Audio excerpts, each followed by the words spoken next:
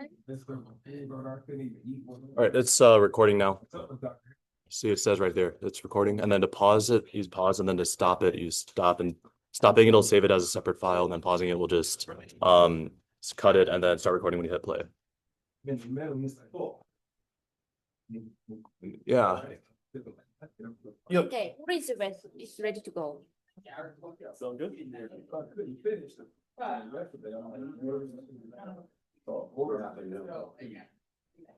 And they confirmed they had a lot of time to do it. Some other people.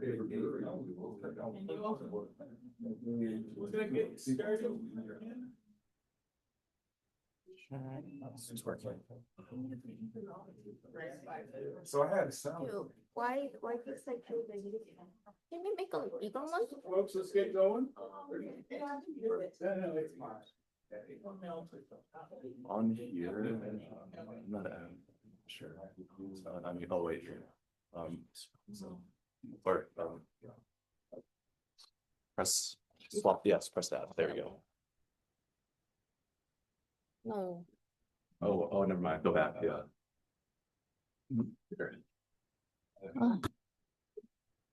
Let me help out with that. 16. There you go. Then, So our first speaker this morning is Teófilo Reis. Yep. All right. Hello, good morning. Thank you all. Let me just start my timer here. I want to start by thanking you all, and especially Lee and Harris. And a second special thank to Harris for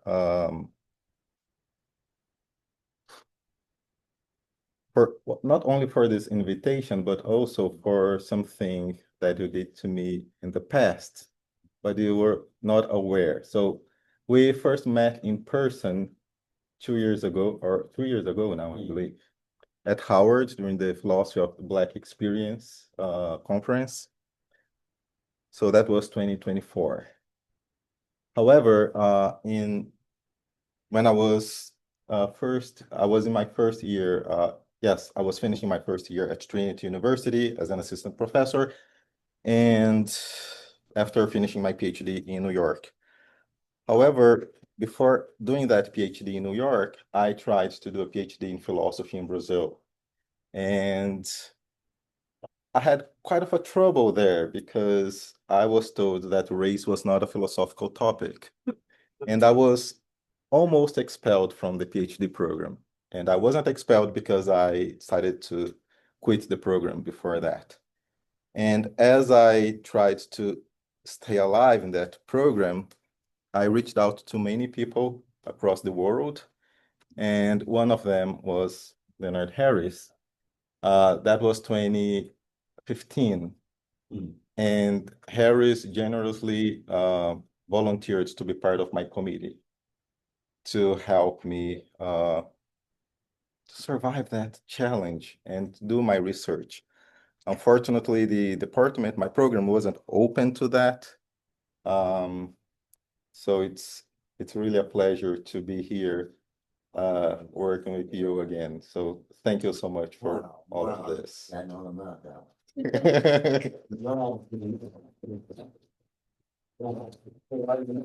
Oh my God. Yeah, I hate Brazil. I have a love and hate relationship with that country. So, and it's part of that love hate relationship. So this work is part of that relationship. So the title, at least for the moment, is Between Barricados and Spreadsheets, Harris and Race in Brazil. So this presentation has 3 parts. Oh, let me see. Okay. The first part, I'll go over Harris's actuarial account of racism. The second part, I want to draw on Harris's account of the barricado and use that to connect to a discussion of race in Brazil. And so I'm reading parts 1 and 2, and then I'll explain what I intend to do on part 3. Harris and Sueli Carneiro, who is a Brazilian philosopher, contra Gilberto Freire, who is a well-known Brazilian anthropologist and sociologist. This work has a strange nature. Well, first, let me say 2 things about the work. So and I say this because I was encouraged by the collegial atmosphere that I saw yesterday, where we are really workshopping our pieces and testing arguments. So encouraged by that, I just wanted to let you know what are my main concerns here, or the things that I would appreciate feedback on, because the nature of my work is that I want to think about race in a very concrete way. Harris does that, but there are authors in philosophy who address race in a very abstract way. And I think there is space for that. It's just not the way I want to address race. And the way I address race, I want to think about the experience of racialization in the Americas as a whole. And to do that, I usually start in Brazil or Latin America, which frequently requires providing lots of historical and sociological context. But many philosophers, usually if by page 2 you are not doing heavy philosophy, they get bored and they stop paying attention. So I'm never sure how I should frame this, if I should feed philosophers small pieces of context, historical context, or just dump all the historical context at first, and then those who survive that barrier then will be maybe rewarded with some philosophy later on. So I would appreciate feedback on this. And as with anything that I write, once I'm done writing, I always feel that I either wrote something that is obvious, or it just doesn't make sense. So I just decided that I'm not taking my own perception. I won't trust my judgment on what I write. So I know I'm around people who are way more qualified than myself to assess my work. Right, so let's get going here. So part 1, Harris's actuarial account of racism. Harris's actuarial account of racism is a descriptive model that rejects rational, intentional, or logical frameworks in favor of picturing racism through empirical data. Utilizing the language of actuaries, it tracks statistical correlations, risk patterns, and mortality rates to portray racism as health, exchange, and death. Central to this account is necrobeing, a condition where racism makes living a kind of death. This is described as necrotragedy, an absolute loss where life is robbed of its physical potential. This loss facilitates health transfers, wherein dominant groups acquire longer lives and wealth at the expense of the subjugated.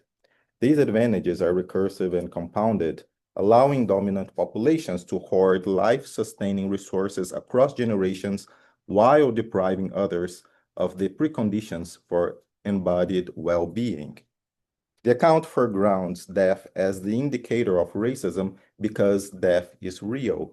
It is not a moving target, unlike unstable racial categories. This focus allows for the identification of racism even in an imagined non-racist world where individual prejudice has vanished.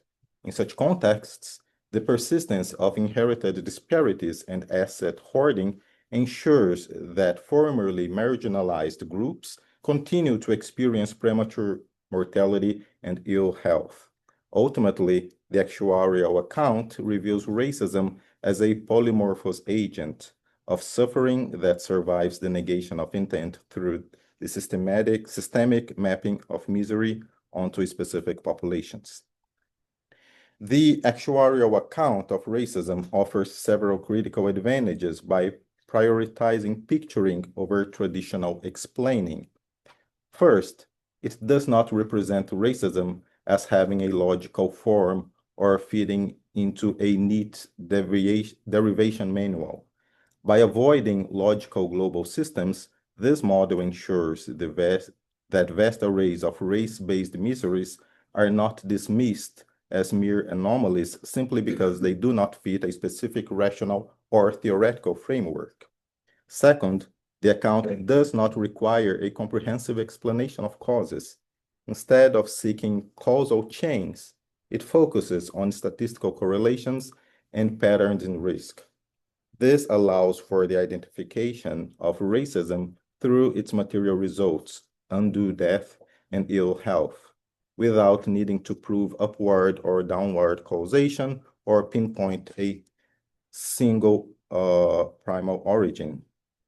Third, the account allows for a moral condemnation of racism without categorizing racial kinds as objective communities. Harris describes races as an-absolute, meaning that they are unstable, contingent, and constantly changing rather than ontological fixed entities or stable inbreeding populations. Consequently, one can address systemic harm without assuming that racial groups possess a collective agency or integrated institutional structures. Finally, the approach avoids reducing racism to an epiphenomenon. It ensures racism is not seen merely as a byproduct of class conflict, malicious intentions, or institutional rules. By treating racism as an independent variable, the account exposes how necrobeing persists even in a supposedly non-racist world where individual prejudice has vanished. While I find the resource to statistical elements helpful, I'll come back to this pointer later in the paper, I want to dwell a little longer on the idea of using actuarial science as a source of inspiration. Harris uses the language of actuarial science because it historically mirrors the ruthless calculations of slave ships' actuaries. On these vessels, actuaries calculated the probability of death to determine cargo density and estimate financial returns. However, I'm wondering what exactly is actuarial in Harris's actuarial account. According to the website of the Actuarial Science program at Purdue, and I quote, actuarial science focuses on the application of data and advanced analytical techniques to inform decision-making within insurance and risk management sectors, end quote.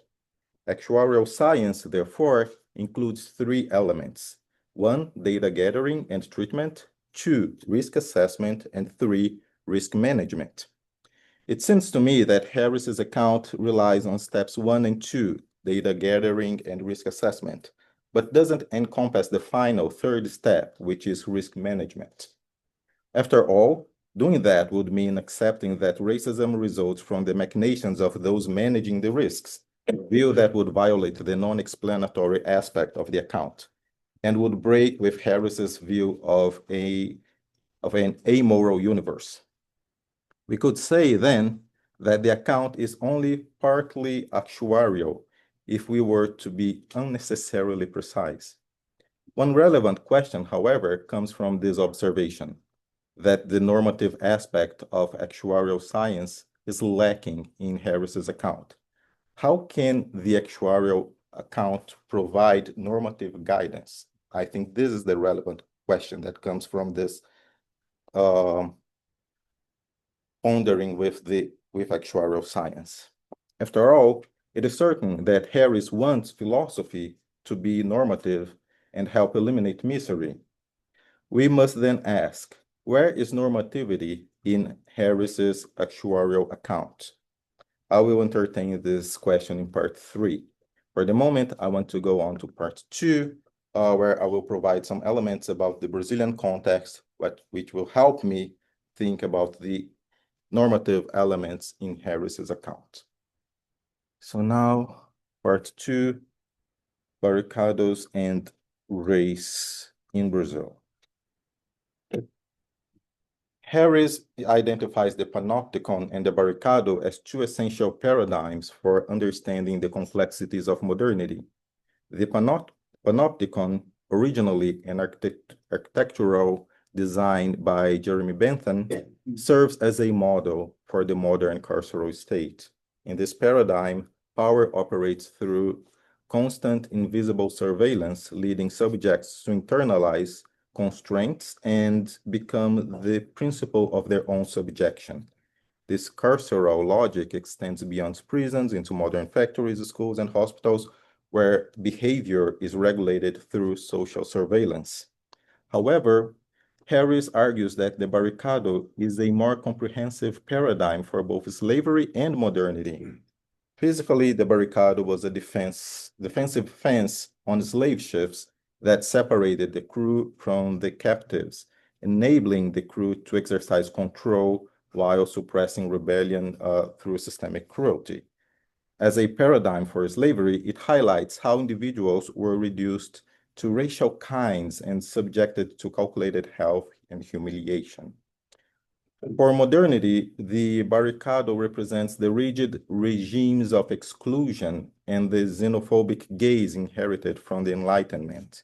It illustrates how scientific and enumerative reason were used to categorize and rank populations into civilized or barbaric groups. While the panopticon focuses on internal discipline, the barricado exposes the violent divisions of a society beset by racial stereotypes. Ultimately, the barricado reveals the modernity's use of reason, that the reliance on reason was fundamentally built upon disdain and exploitation and dehumanization of the racialized others. It seems to me that taking the barricado as a paradigm for slavery works best in contexts where slavery was accompanied by rigid regimes of segregation, such as the US.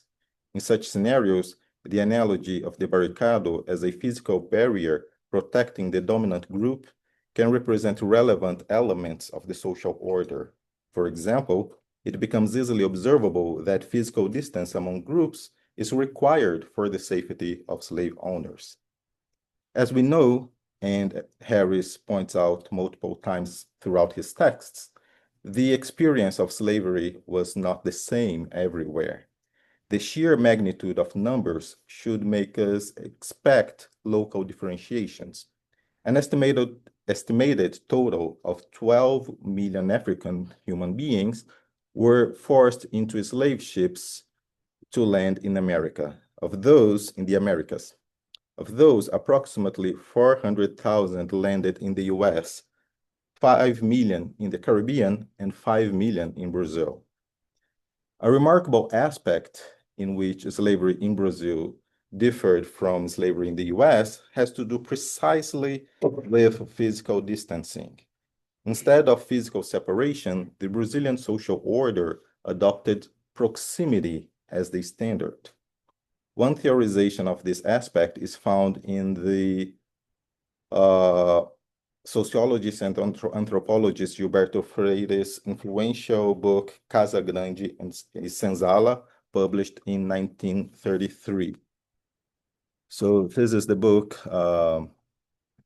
Gilberto Freire is this hugely influential anthropologist and sociologist who provided an interpretation of the formation of Brazilian society. Just to caveat here, he's not Paulo Freire, the educator. Paulo Freire, nice guy. Gilberto Freire is not Paulo Freire. I'll keep it there. And second thing, his Freire is spelled with Y. And whenever you see a Brazilian whose last name has a Y, it's probably this person comes from a wealthy family. I'm yet to find a counterexample. Well, just a silly observation, but it's I mean, I have some training in sociology. I think that's what I make of this training. So there's one thing that is important to bear in mind here, the way the title is written, Casa Grande, and so they use this ampersand senzala. Casa Grande is the master's house. Senzala, the slave quarters. The ampersand is not just a fancy and, it's proximity. Freire used this symbol to indicate an operation. There is this constant exchange between the master's house and the slave quarters. So proximity was crucial to creating that society. It seems like the Italian without deprivation, without senza. This word senza, Senzala. is it related to the Italian sense? Uh, I'm taking connotations now. I'm not familiar with the Italian senza. What is? Without. No. No, senzala is slave quarters. I don't know the etymology of the word senzala, but it is. I know it's not for. It denotes the slave quarters, no Yeah, connotation. no connotation of absence or of anything. Yeah. Well, this book has been translated into English, and sadly, the title of the English translation is The Masters and the Slaves. So it totally destroys Yeah. the meaning of the title. Like belongs, Yes. Yeah, no, that's not the title of the book. So Freire's work challenged the. Okay, so this was published in 1933. Freire's work challenged the then dominant conceptions of social formation processes, which were grounded in biology and informed by scientific racism. Freire's most significant contribution was shifting the discussion from biology to culture. Sociologist Lilly Bastos evaluates Freire's contributions as follows, and I quote, "This was a privileged time when a transition occurred in approaches to the racial issue as the debate based on social biology gained a new guise, incorporating the culturalist discourse of Franz Boas." Gilberto Freire, Gilberto Freire did his PhD at Columbia with Franz Boas. Gilberto Freire, when discussing the studies of racist authors, formulates an interpretation of Brazil as a society constituted at its base by a racial democracy, the result of the interpenetration of various ethnicities and cultures in harmony. This interpenetration was achieved thanks to a social organization developed in the tropics, based on patriarchy, the mainstay of social relations, never marked by antagonism, end quote. By acknowledging that non-white groups have positive cultural contributions to offer to humankind, Freire creates a melting pot that dissolves pure racial types, producing a culturally based notion of race out of biologically defined types.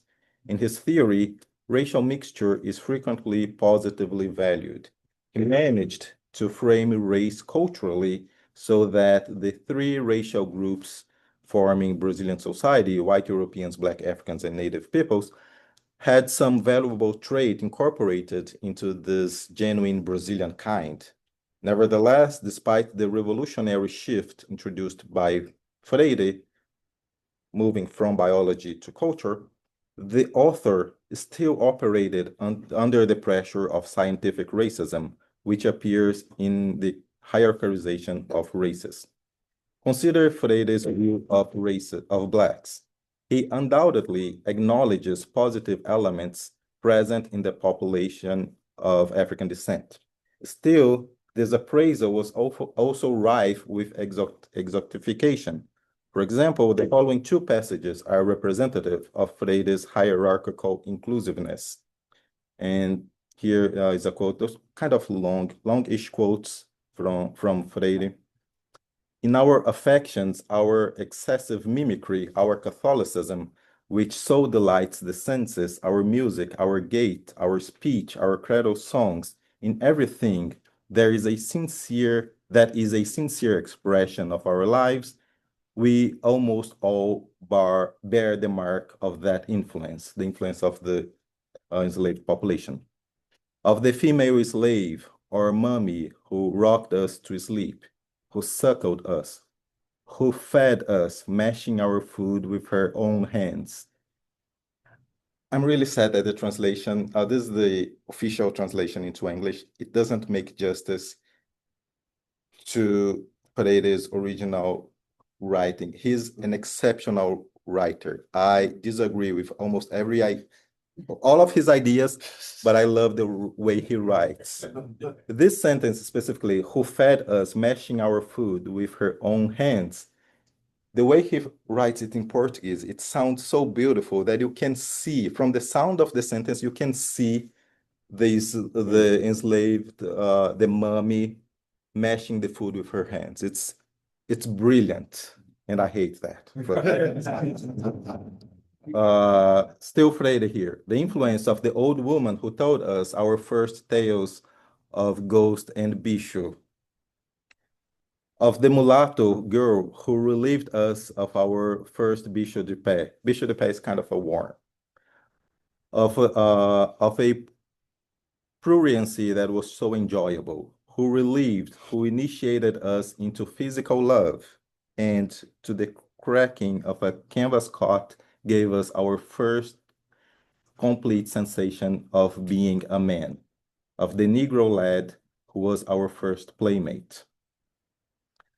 And then another quote by Freire, the sexual intercourse of whites of the best stocks, including ecclesiastics, undoubtedly one of the most select and eugenic elements in the formation of Brazilian society, with Negroes and mulattoes, attained formidable proportions, and the result was a great multitude of illegitimate offspring in the form of young mulattoes, who very frequently were brought up with the children of lawful wedlock in accordance with the liberal attitude of the patriarchal masters' houses. Others were reared on the plantations conducted by friars, or in foundling asylums and orphanages. End quote. These passages indicate that proximity of blacks and whites does not entail equality. Freire does indeed include non-whites as valuable contributors to the formation of the national identity, but not every contribution is equally valuable.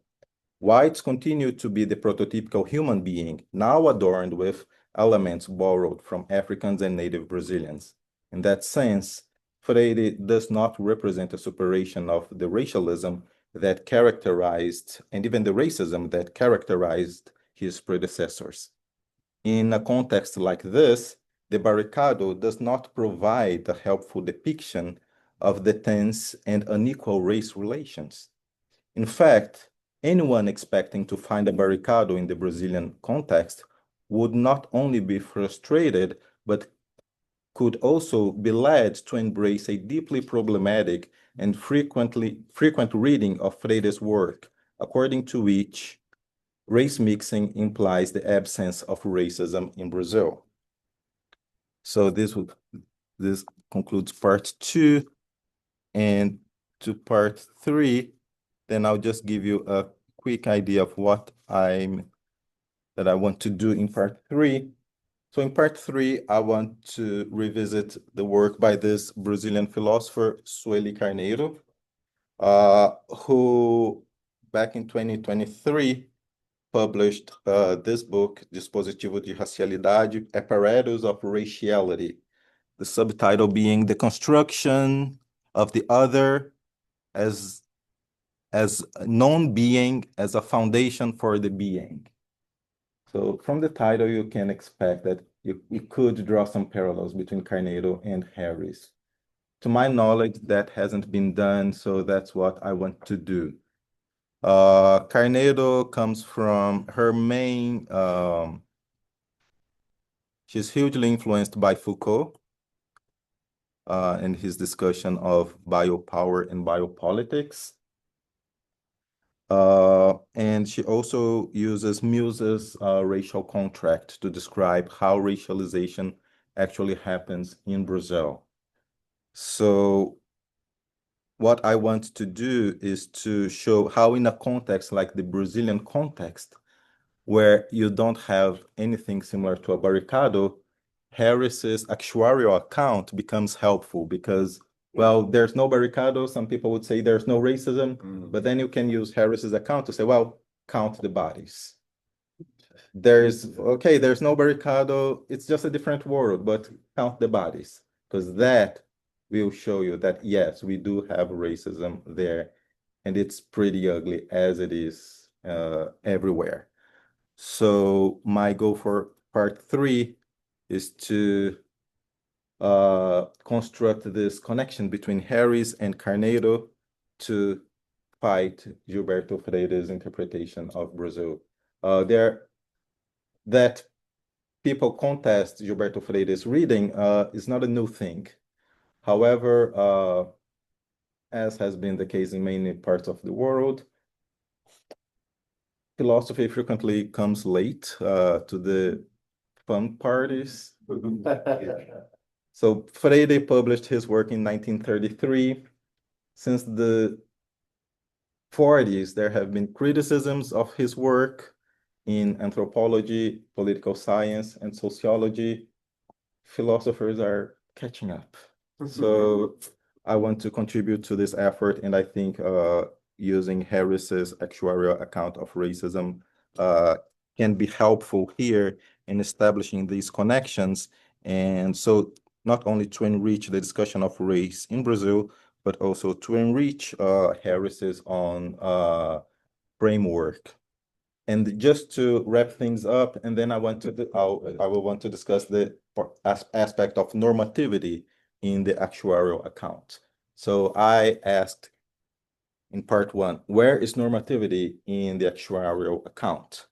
I think my response will be, well, there's no normativity there, because as Harris says, racism is a polyhedron, and the actuarial account takes care of one face of that polyhedron that depicts racism. So the normativity must come from another face from this polyhedron. So when we analyze the Brazilian case with the help of Sueli Carneiro's work, we will be we will be also using other faces of this polyhedron, which will allow us to find some normative elements, which will also end up being explanatory. And that's also a question that I want to explore, what is the place of explanation in Harris's account? Because the actuarial account is a descriptive account. It is important that it is not explanatory. However, I also want to make the case that to be normative, you need to rely on some form of explanation. So I think both the explanatory elements, which will not be global, but local, the explanatory and necessarily local elements, and the normative elements will come from other parts, from other accounts that will be complemented by the actuarial account. And that will help us form a better image of racism in each context. Oh. So that's what I prepared. Thank you so much.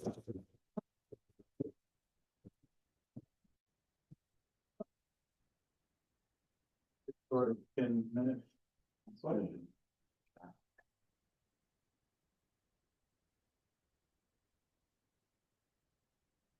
I walked in late and missed the first part of this, but thank you so much. And as someone who did read about the play in graduate school, I'm really happy to see this analysis, because I think it's really hitting on so many important issues. I was curious about that shift to Sueli Carneiro, because I didn't, among the authors that you mentioned, Foucault and Mills, I was curious about Brazilian sources, whether Leo Gonzalez or any other Brazilian where she's drawing it kind of within Afro-diasporic and specifically Afro-Brazilian frameworks, because I was thinking about that last point you made about the polyhedron, which to me is also super interesting. But that requires so much contextual and I think important historically, materially grounded kind of explanatory work across those many faces, as you say. So I would love to just hear more about how you read Carneiro with respect to maybe more specifically like Africanidade and like the kind of broader frameworks towards Blackness that are not looking to a white world. Yeah, thank you, Andrea, for this question. It's really gives me the opportunity to address something crucial in Carneiro's work. So the book, Carneiro's book was published in 2023, but it's actually it corresponds to her dissertation, which she defended in 2010 or 2005. I'm not sure. I think it's 2005, yeah. And it's a dissertation in the philosophy of education, in an education department, because guess what? She couldn't do this work in philosophy. And so that's what she could do back then at the University of São Paulo, which is one of the best universities of the country and one of the best in Latin America, and therefore very conservative as well. So there was no space to read Lélia Gonzalez, for example, as a philosopher.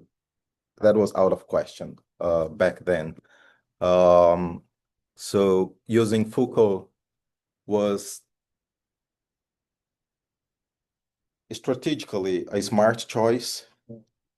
And then bringing Mills into the discussion was kind of a bold move because it's 2005. The Racial Contract was published in 1997. So Carneiro is the first person who meaningfully engaged with Mills's Racial Contract in Brazil. And many people who nowadays know about the Racial Contract first got to know the book through her work. So that's why she wouldn't use many Afro-Brazilian sources. But there is an interesting part of her book. The book is divided into 3 parts. Part 2 is a series of 4 interviews with Black militants from the Brazilian Black movement.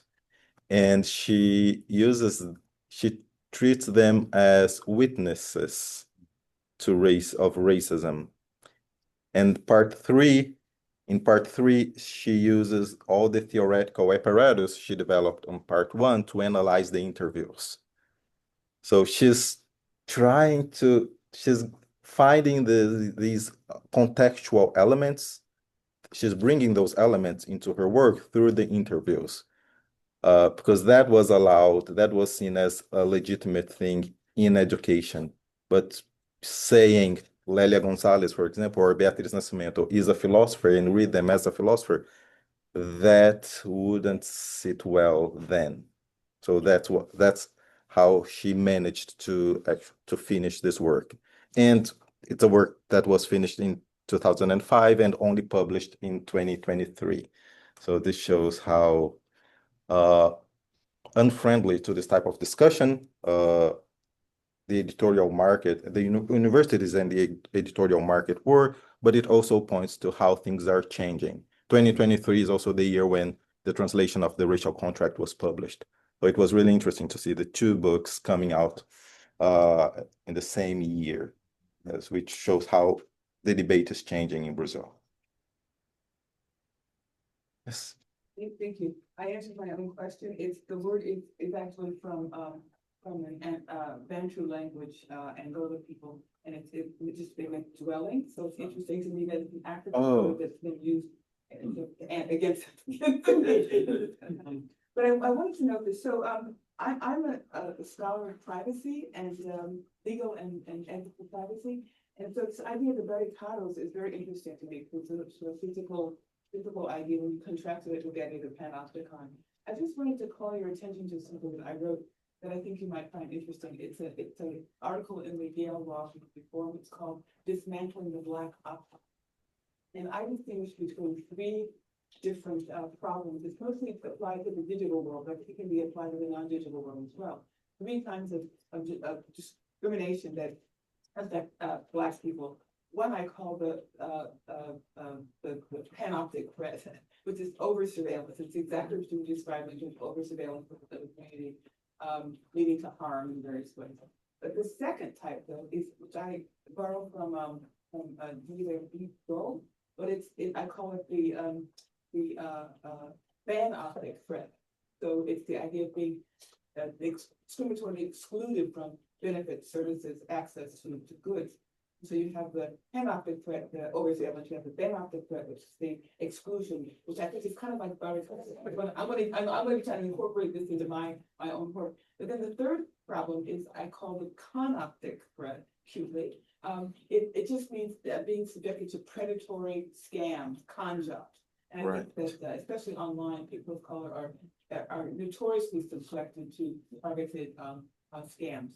And so these 3 things together, I call the Black opticon. The Black opticon is this conditioned predicament that people of color, especially Black people, find themselves in when they're routinely subjected in everyday life to panoptic, and panoptic.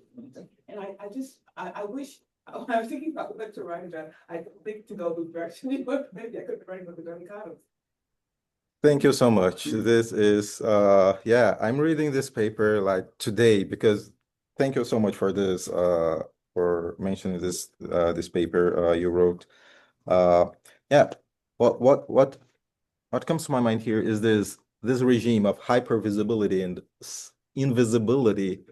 This is a crucial element of race relations in Brazil because at some point, in some circumstances, Black Brazilians are hyper visible, but in some scenarios, it is as if they didn't exist. So I think these 3 classifications that you are bringing will be very helpful. And there's a great scholar in the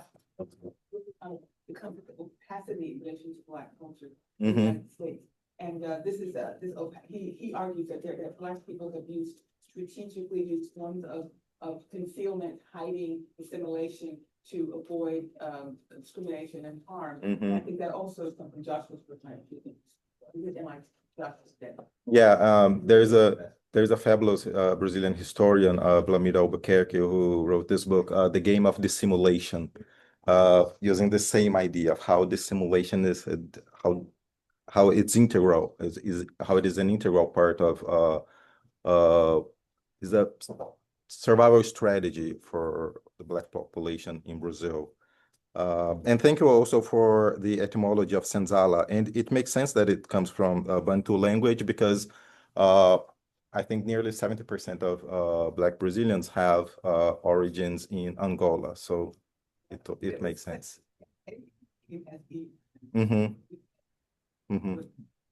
So even words like Quilombo, for example, the name of the Maroon communities in Brazil also comes from, I think it comes from Quimbundo. Yeah, thank you. Unfortunately, we're out of time, so can we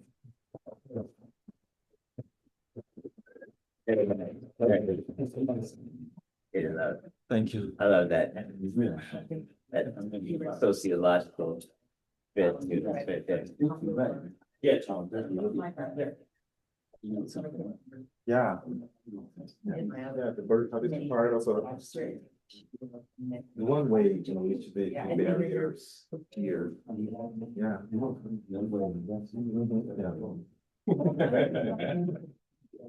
Yeah.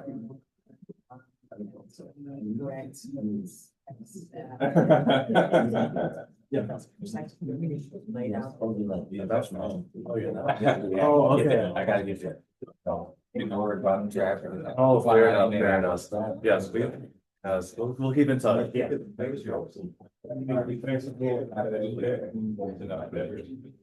Yeah. I don't know, but I can bend your shit. I'll connect with you on LinkedIn as well. I thought we're excited. And what else equals high? All you want to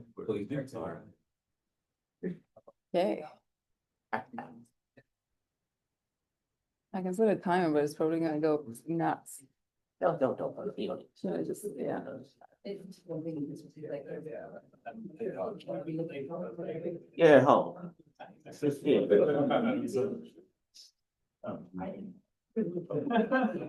Here, let me. I'm waiting for your signal. Oh, okay, no, I'm gonna be fine. Matthew, can you show how to do it? Yeah. Use it. So, I don't know how to do it again. There was an option instead of swap screen, you just say, you pick use slideshow. Good morning, brother. How you doing? That was the one, that was the button right next to it. Yeah. I just go like this, right? Yeah. Yeah, yep. A bit later than. But you know what? You know why we came in? It was cool. Really.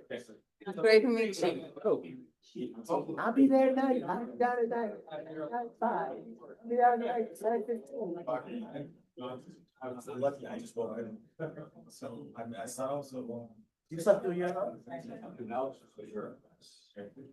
All right, we're gonna get going. You made it in time. Our next speaker is Lilly Markaki. Sorry.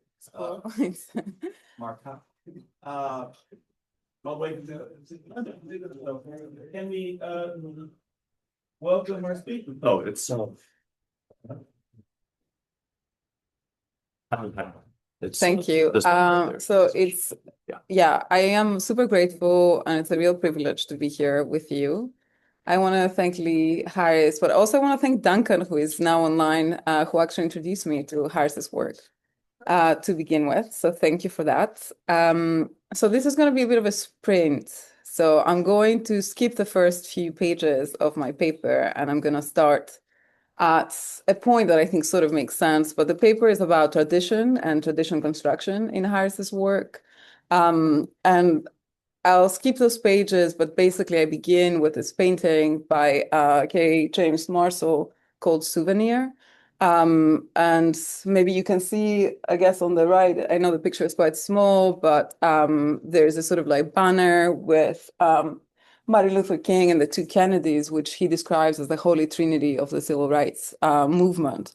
But then at the top of the painting, there is a sort of like a series of faces, these other angels, which are basically figures that he believed did not enjoy essentially the same level of recognition. So I'm going to leave them in the background, and I'll just start with Harris. And I have asked for some help at some point because this will be a lot, I think, to just read out. So, better to burn Babylon and build Benin. Exclusion, understood by Harris as a necessary feature of tradition construction, points precisely to the need to forge alternatives. Explaining the motivations behind his anthology of Afro-American philosophy, Harris writes, "I needed an intellectual community." Elsewhere, he puts it this way, and I'm quoting, "We need a trace. There is a need to know that our ancestors were agents, whether successful insurrectionists, captured slaves, entrepreneurs, or basket weavers. It is a condition of our being. It is what makes our lives existentially meaningful to us," unquote. What does it mean to recognize this need, so pronounced where continuity is forcefully denied, as in the case of the dispossessed, as the motor of all tradition construction? A defensible approach to tradition. Harris' account of tradition and temporality can be read as a set of conceptual commitments that illuminate how traditions shape both our present and future orientations, and that provide a basis, I think, for further scholarly engagement with his philosophy. Working to establish or reinforce a consensus, traditions for Harris are inherently conservative. Codes or scripts that carry normative weight, traditions shape our orientations and modes of being in the world, not only in the present, but also in the future. They determine not only how things ought to be, but what can be. Traditions, Harris writes, and I quote, "are conservative repositories of claims and possible claims," unquote, which they labor to establish and maintain as the standard. In the horror of tradition, he distinguishes between tradition with a capital T as institutional authorization, tradition in the narrow sense, as he says. Tradition as historically sedimented cultural consensus, this is tradition in the broad sense, and tradition as the inescapably contextual condition of human life, the totalized sense. in order to show how authority, meaning, and exclusion operate differently at each level, and why none should be treated as innocent or inevitable. Tradition in the narrow sense refers not to a system of shared beliefs or worldviews, but to participation in an apparatus that governs the conditions under which truth claims are produced, and that more than content, the content of particular claims determines who has the right to speak. Tradition in the broad sense does not necessarily pass through such narrow institutional channels. Instead, it refers to a more loosely connected web of shared intellectual and cultural materials against which things become intelligible, for example, the Western tradition or the Marxist tradition. The contents of traditions in the broad sense are therefore indeterminate. For Harris, however, the authority of traditions remains parasitic of that of traditions with a capital T. Exclusion, moreover, remains a constitutive feature and function of tradition. The West, for example, as he writes, can only conceive of itself by constructing others as at least external, alien, and separate, if not primitive and exotic. The conservative tendency of traditions is not to be mistaken for absolute immutability. As Patricia Reed points out, and I quote, "The preservation of a world is maintained by confirming the concepts and narrative ideals of futurity that ensure its generic continuity through particular changes," unquote. Traditions, in every sense outlined above, necessarily undergo transformations. What renders the character conservative is not stasis or even the desire for preservation, but the fact that they, and I'm quoting from Harris, they provide the stage on which legitimate claims can be made, including claims about how or why the tradition, with capital T, or tradition should change, unquote. It is this regulative function of tradition, its authoritarian and normalizing currents, that the critical and politicized approach to tradition as invention that Harris advances seeks to unsettle.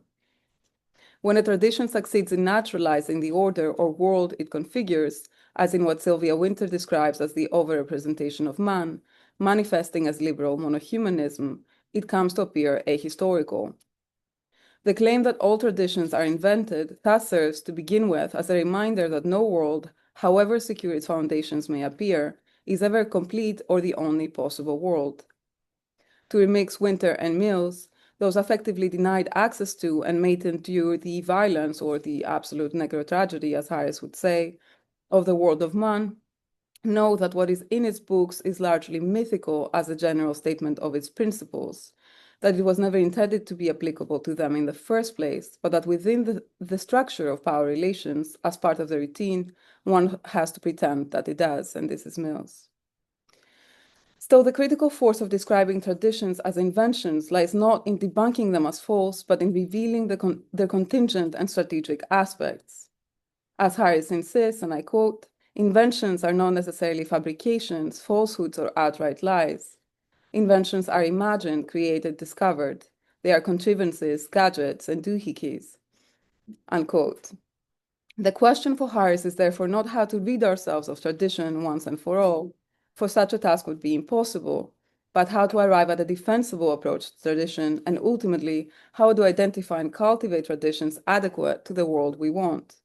And I will come back to all this. So this section is called What Survives. To fully appreciate the import of Harris's conception of tradition as invention, it is, I think, necessary to examine his perspective on time. One that, though emerging only in fragments, emphatically repudiates the linear progression and sequentiality associated with Chronos. It is comforting to imagine, he writes, that each event contributes to the creation of significant future events. It is also comforting to imagine that the future can be predicted by looking at the present. Such visions, images, and illusions, he writes, should be abandoned. While acknowledging the impossibility of absolute impartiality, because we all have a starting point, as he writes, or a discursive home, to use Foucault's term, Harris nevertheless denies any notion of perfect communicability between past, present, and by extension between present and future. Events undoubtedly leave traces, and we need traces. What matters, however, is how we, as a given or imagined community, receive them. A trace, even when offered as a script, is never performed or repeated without interpretation by a living agent or actor. And I quote, "Personal necessities, choices, accidents, and moments of individual feelings exist," unquote. There is, Harris insists, such a thing as individuation. Quote, what lives then is at least in part decidable in a world of unpredictable future identities and needs, unquote. This insistence is made explicit in Harris's striking formulation of the relation between traditions, here with a capital T, and lived experience. Traditions, in the narrow sense, he writes, and lived experiences are mutually exclusive in the sense that lived experiences occur through inherited symbols of the normal, in which we, like floating signifiers, continually constitute unique meanings necessarily different from what has been inherited. Traditions are dead, unretrievable bodies that we inhabit and live through. They are horrors incarnate, the categorically impossible past that shapes the actual present. On the other side of the impossibility of absolute impartiality lies for Harris the impossibility of absolute contextuality. His reflections on time and tradition, it should be kept in mind, are inseparable from the historical medium through which he writes, African American experience and culture. The violent abduction by raiding colonizers, the uprooting from kin, culture, and territory, and the subsequent imposition of a ruthless regime of coerced labor and domination profoundly shattered the individual's sense of identity and belonging, anchored in the traditional moral and spatial orders. As Kojo Eshin writes, enslaved Africans and their descendants, and I quote, underwent real conditions of existential homelessness, alienation, dislocation, and dehumanization that philosophers like Nietzsche would later define as quintessentially modern, unquote. From the perspective of the enslaved and the children of the enslaved, the world-ending event that white science fiction only speculates about has already taken place. As June Tyson proclaims at the opening of the Sun Ra orchestras, Space is the Place from 1974. It's after the end of the world. Don't you know that yet?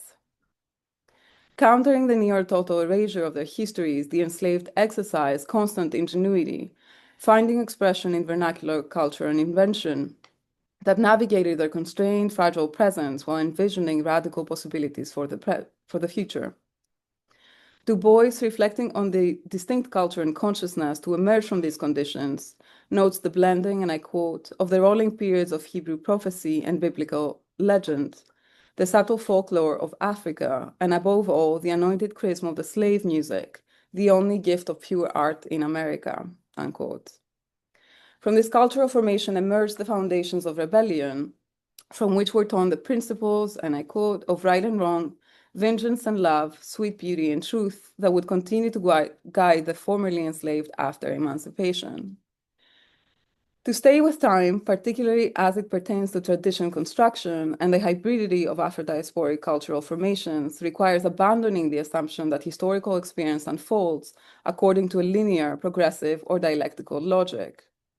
Kamau Brathwaite's concept of dialectics offers such one alternative, and I will skip the part where I talk about dialectics, but we can come back to it. Though not explicitly framed in these terms, Harris's approach to time resonates with Brathwaite's dialectical sensibility. The present, he writes, is not a mirror such that its reflection is a precursor or picture of the future. Telos is not pre-given, not in the nature of what comes before, not predetermined, not predestined, unquote. His rejection of linear temporality and teleological closure, as well as his embrace of the remixing of temporalities in the now, are evidenced by his assertion that a progressive tradition should be understood metaphorically as a jazz tradition. Traditions in jazz, he writes, are moments to relive the past, moments to pass through, instantiate, overcome, and moments of creation. The being expressed by the agent and the truth that is hidden is a truth that must, as a condition of crucial importance to the definition of jazz, be a truth either uniquely expressed by the agent or itself a function of unique expressions. I won't read the whole passage, but I think it's, definitely worth coming back to. A great deal could be said about Harris's appreciation of jazz here, but I want to leave space for other considerations. What the passage makes clear is his aversion to any notion of perfect, uninterrupted communicability or continuity between past, present, and future. In a defensible, that is to say, progressive tradition, the past is neither simply preserved nor discarded. Rather jazzed, it is replayed, sampled, contaminated, and transformed without ever being exhausted. This dynamic reworking underscores the privileged status Harris accords to the representational powers of the imagination, which he positions as indispensable for emancipation. It should not be forgotten that the horizon of his philosophy is liberation, a task that minimally requires the death of racist oppression, and thus the abolition of race as we know it.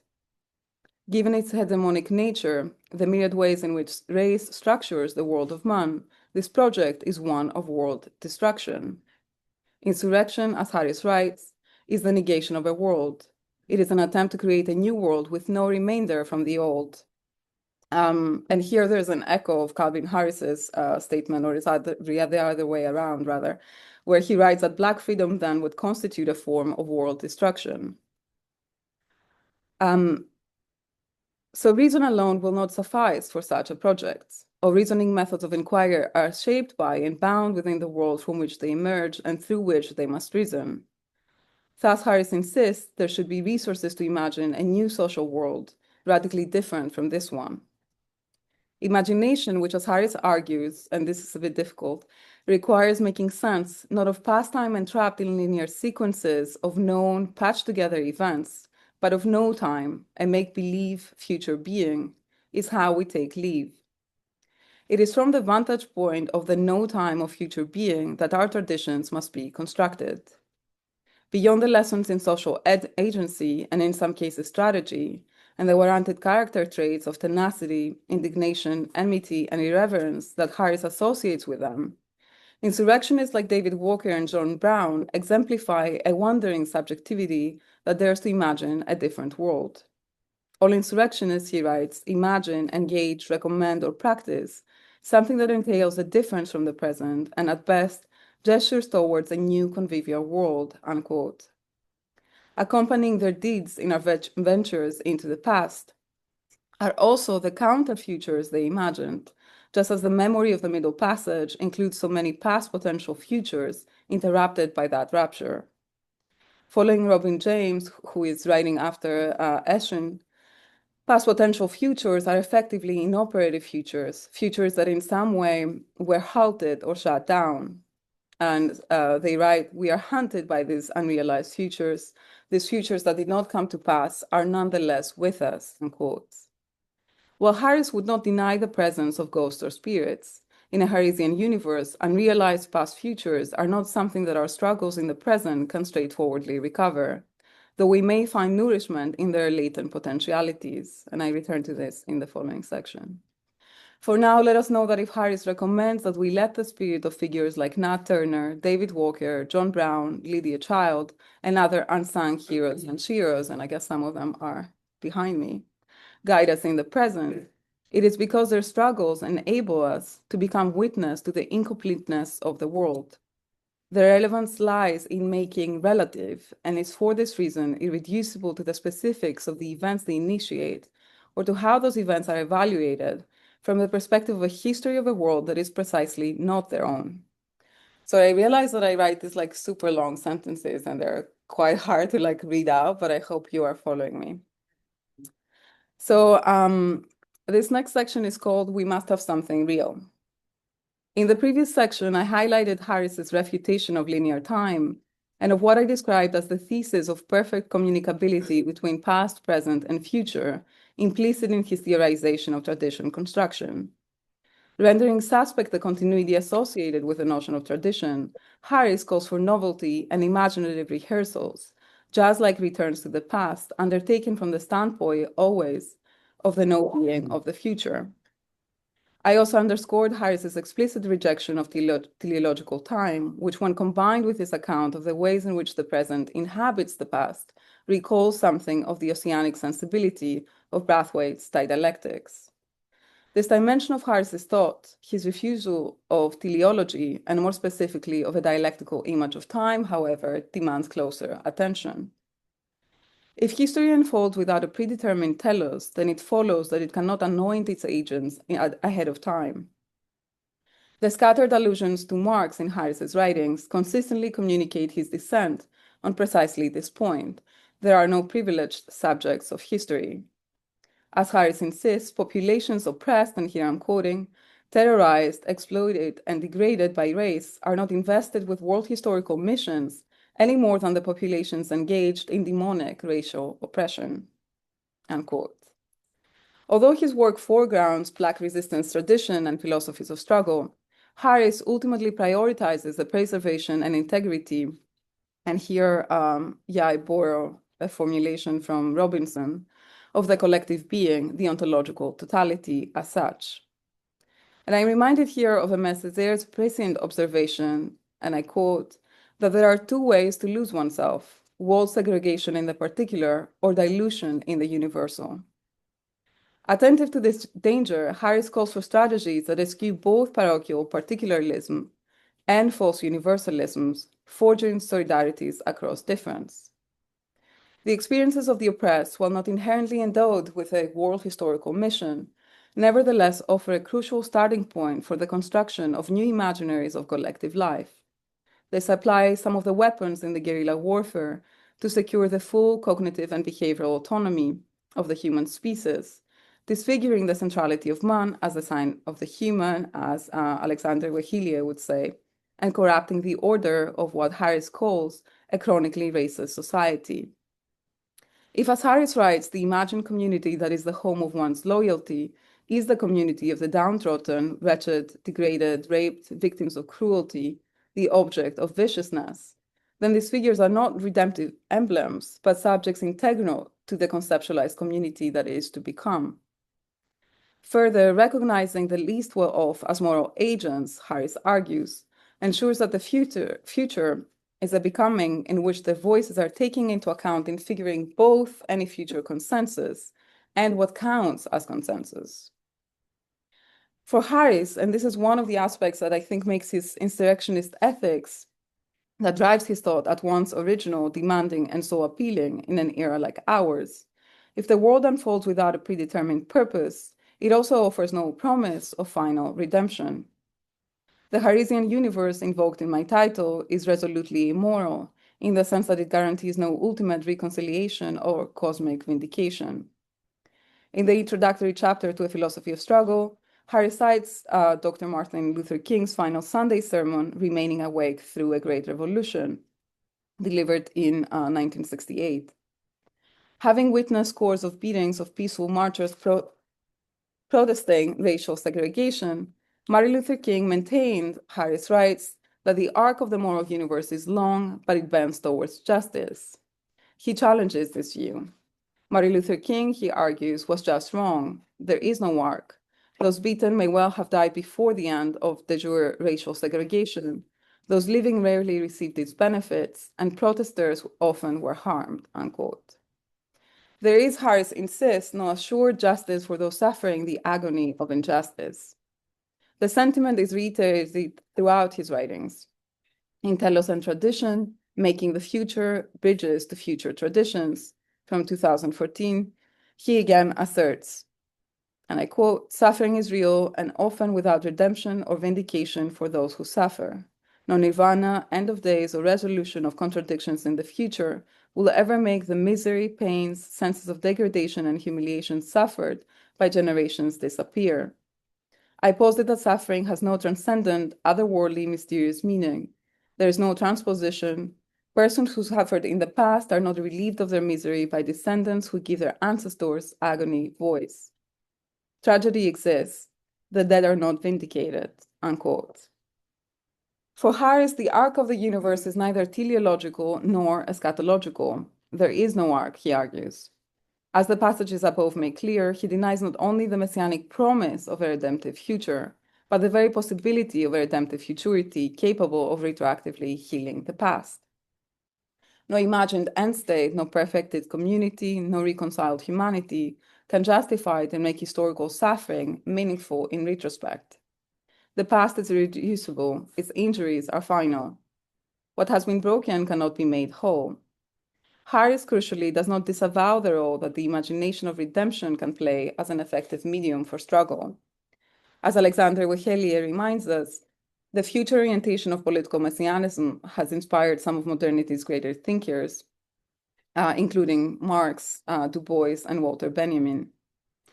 Imagining ourselves as redeemers of past suffering can be a source of strength.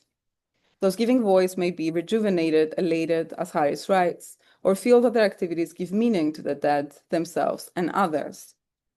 But this affective or motivational gain must not be mistaken for metaphysical repair. The dead, Harris insists, do not hear the voices of the living. Again, what has been broken cannot be made whole. So what is the meaning of this insistent resistance to affirming a future anterior in which the downtrodden emerge as always already victorious, their suffering redeemed? It is no accident that Harris repeatedly positions preface to a 20-volume suicide note, the first poetry collection of Amir Baraka, then Leroy Jones, published in 1961, with its recurring themes of alienation, despair, and self-depreciation, as a guiding text, or rather an experience, for philosophical inquiry and for the construction of traditions more broadly. It is not that suicide provides a good model for thought. For Harris, a viable philosophy must, as I have also written elsewhere, be an art of self-defense. It must guard and dignify against intolerable conditions. Philosophy should provide resources and modes of reasoning and imagining for life under existential duress, capable of confronting abjection and existential crisis, and giving credence to insurrection, even in the face of seemingly impossible odds. Suicide, as Harris observes, solves nothing for the dead. And here I'm quoting, "The movement towards suicide is not a route we want to recommend as a good method of inquiry. It only stops at wakening, then it starts again for 20 volumes, unquote."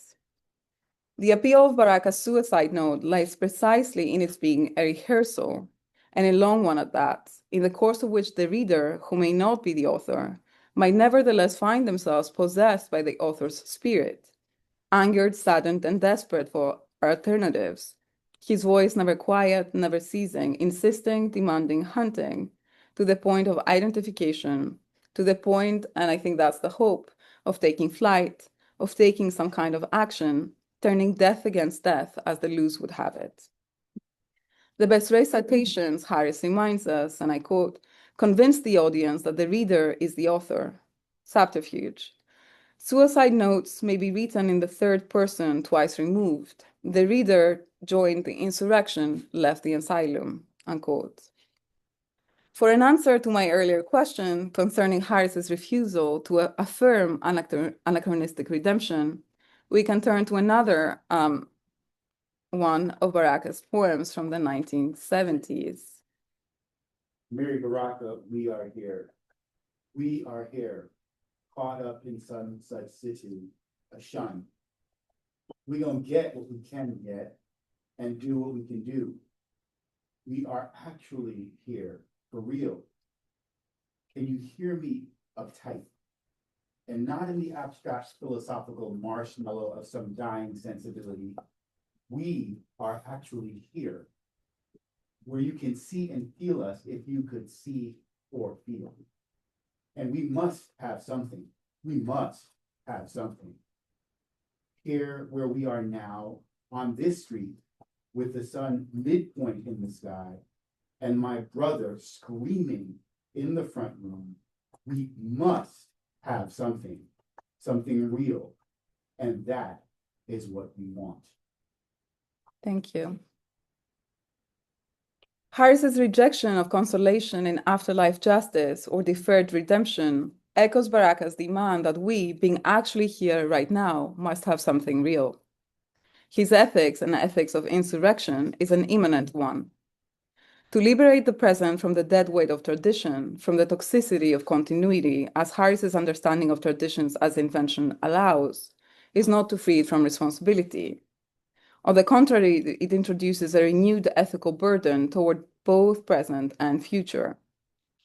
Yet this movement remains incomplete unless the present is also freed from the side of the future, understood as a realm of guaranteed meaning, redemption, or resolution. Time here, as in Brathwaite's dialectics, does not promise closure, it demands reckoning. If neither the past nor the future can redeem us, if traditions are inventions and the future offers no promises, then the present emerges as the only dimension in which action has moral and political force. The past and the future do not disappear, of course. We can look to the past, we can look to past struggles to fashion emancipatory traditions. Invented traditions supply resources, languages, and figures through which we can act, while imagined communities offer direction and aspiration. Neither, however, can absolve us of the responsibility to act here and now. To insist with Baraka that we must have something real while actually here is thus not to reject memory or hope, even faith, but to refuse their substitution for struggle. It is a demand that justice, meaning, and repair be pursued in the only time in which they can exist for real, the present. Seen through the lens of Harris's philosophy, as I have written about it here, where am I? Yeah, the angel in Marshall's souvenir painting with which we began is less a figure of transcendence than a bridge to the present and future. Her piercing gaze announces the burden of the now. While framed by the act of mourning, Marshall himself describes Souvenir 1 as an annunciation painting. The dead floating above his angel do not speak and they do not hear us, yet they orient us. They press upon the present as claims, as spirits which we must take up. Maybe, and here I'm quoting, with a few conjuring tricks, Harris writes, the insurrectionist spirit will more frequently find its way into the lives of those, unquote, enduring oppression and dispossession today. To resolve to act as if agency were possible, even when history offers no assurances, that is Harris's message. And tomorrow is now, or in other words, we are the ones we have been waiting for. Thank you.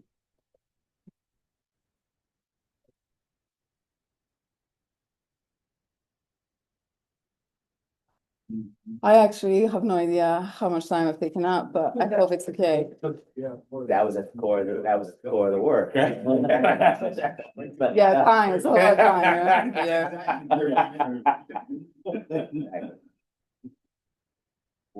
I'll just say it, that was.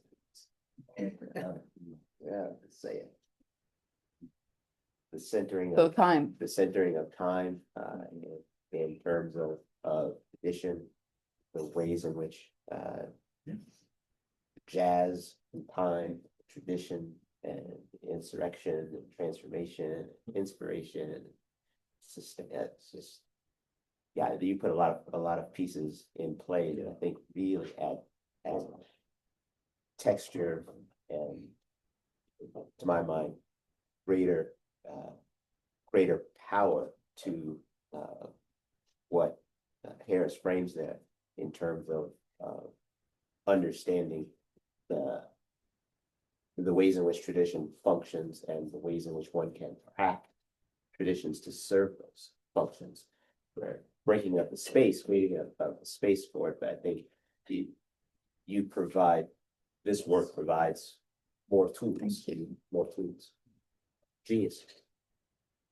I mean, there's obviously, I guess, a lot in, I don't know how much time we have, but I think we've already had some of these conversations in the past couple of days around this question of, yeah, why this like rejection, I guess, of like redemption and what does this do? And I began from a place where I tried to think of it as a strategic thing and to understand what it is that it does if we begin from the point of view that this is like a philosophy that is designed to provide resources.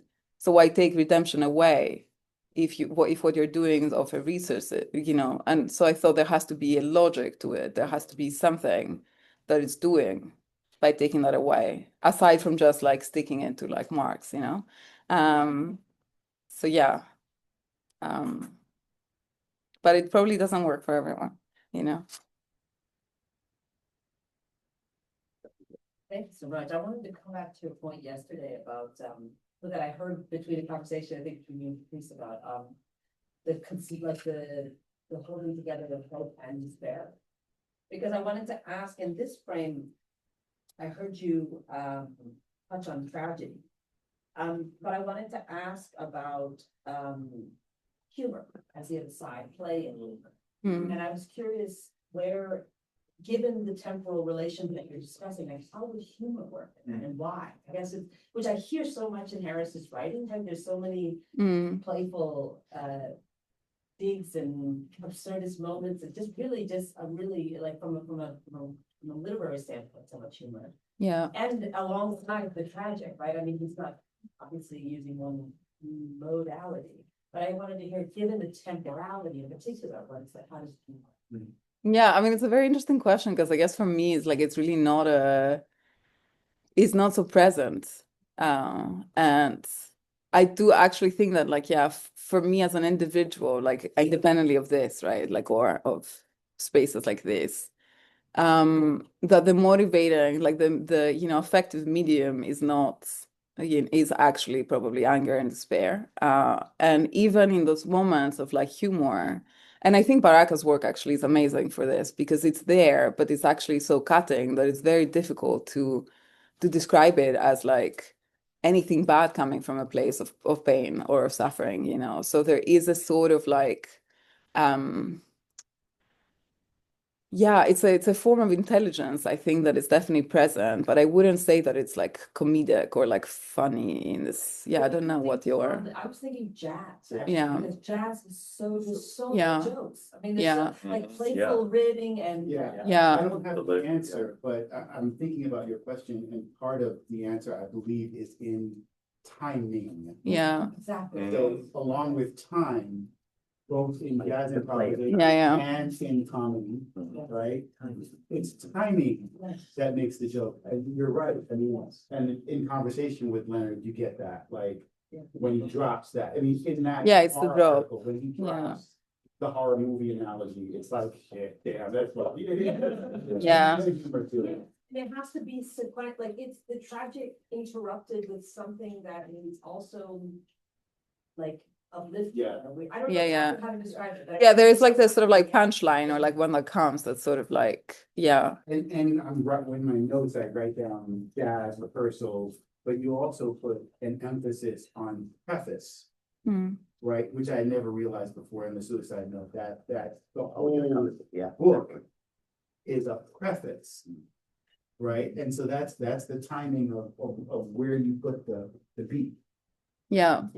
Yeah, but I mean, I guess this is Harris's reading though, right? That this is a rehearsal actually, and we have to focus on that because the person is still living. Right. And what do you do with that, right? And how do you keep going? And I think that's yeah, but I do think, yeah, it's definitely timing, and there is a release that happens in that, but I still think it's like a very specific kind of playfulness that is like quite cunning almost, you know. Yeah, in a way that I really enjoy actually. Yeah. You know. Something that everyone leaves up. I think that's also part of it, is the timing is a rhythm that can be part of a very specific audience or context that knows what's being played with. Right? Yeah. Like, There's an interest to it. Like, yeah. You know him. If you get the joke. Sort of like, Yeah. sort of access. Yeah. But it is also, yeah, the return and the sampling and the kind of reworking, where you actually become, you know, it's like an amateur, like you develop this relationship, yeah, of intimacy actually, because you become familiar with it and you're in, and that being in somehow feels good, right? So there's also this kind of element. Yeah, but I guess I just like, yeah, I have never thought about it in terms of like humor, but there is the timing link. Another thing I'm playing with is just the idea of tradition as disembodied. And I see that in the art you presented, these sort of heads, right? It's not whole beings versus the embodied experiences of music, jazz, comedy, etc. I just wonder about that contrast. I don't have any question. Yeah. But I would say that maybe this is actually where this question of the actor, right? Like the living person who takes up and embodies is like becomes important, because essentially they are, disembodied and until they become, you know, until they're carried in this way. It's to see it as framing the ways in which they are figure and fragment, right? Yeah. So they are literally fragments insofar as it is the head, not the body. They are figure insofar as it is massage, it is person, and they are functioning as this type of fragment that then becomes the material in the moment for the shaping and the crafting of tradition anew. Yeah. Yeah, and I mean, I like this painting as a kind of starting point because I read this figure in the center who is actually modeled on his wife as like a black angel of history, basically. Yeah, and it's sort of like, what is this relationship to the past that is invited? Because you can't read it as a commemorative painting, but I think it's quite amazing that he says that, you know, these paintings are inspired by Annunciation paintings. So it's like, what is it that they announce? And I think that's the kind of, yeah, they create this sort of like resonance with Harris's work there, in terms of a relationship to the past. Why is it called souvenir? Well, I think it's like partly because it is a commemorative work, but also because he talks about how like the kind of banner that you see here, like these objects, like commemorative objects with the Holy Trinity, basically were like everywhere in homes of the period, and you would find like ashtrays and like pillowcases, so like all this sort of like, he talks about like kind of, this mingling of like a kind, you know, commemoration becoming like kitsch or something.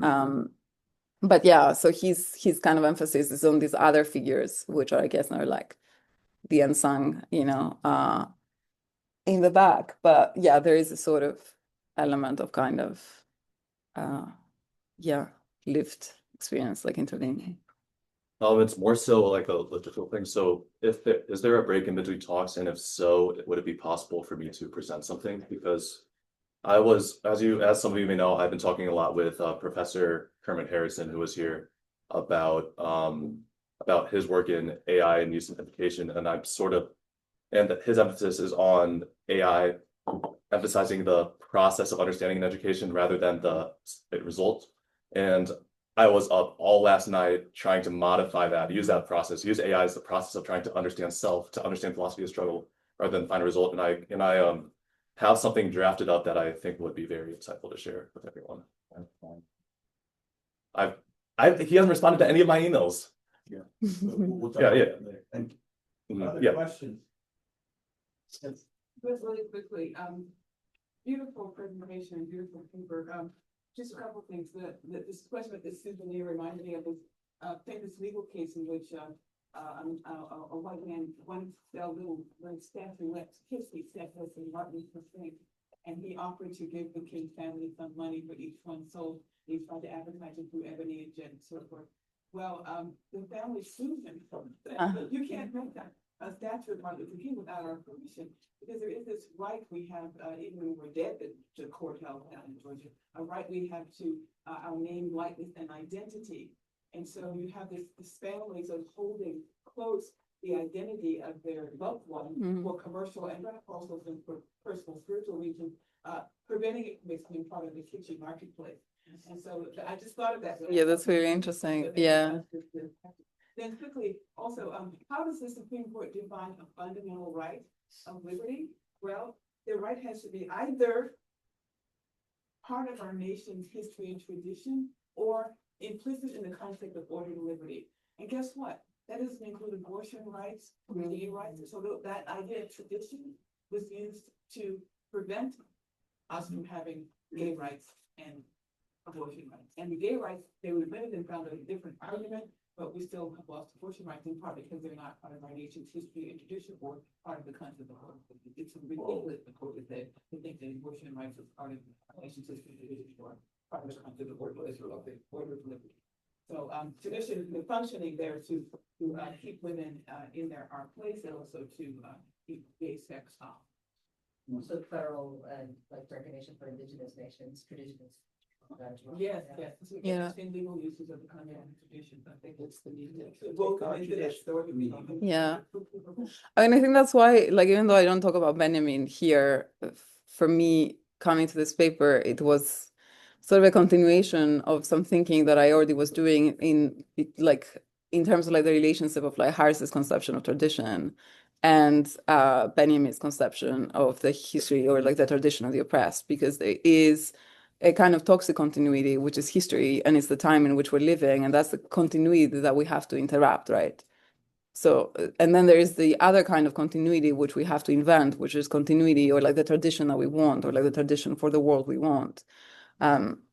And yeah, which is, you know, a kind of tradition of the oppressed, with the added caveat here that there is no redemption. And so it's like, you know, how do we go about that, and where do we find the sort of like strength and resources to like sustain struggle? But yeah, thank you. Thanks so much for that.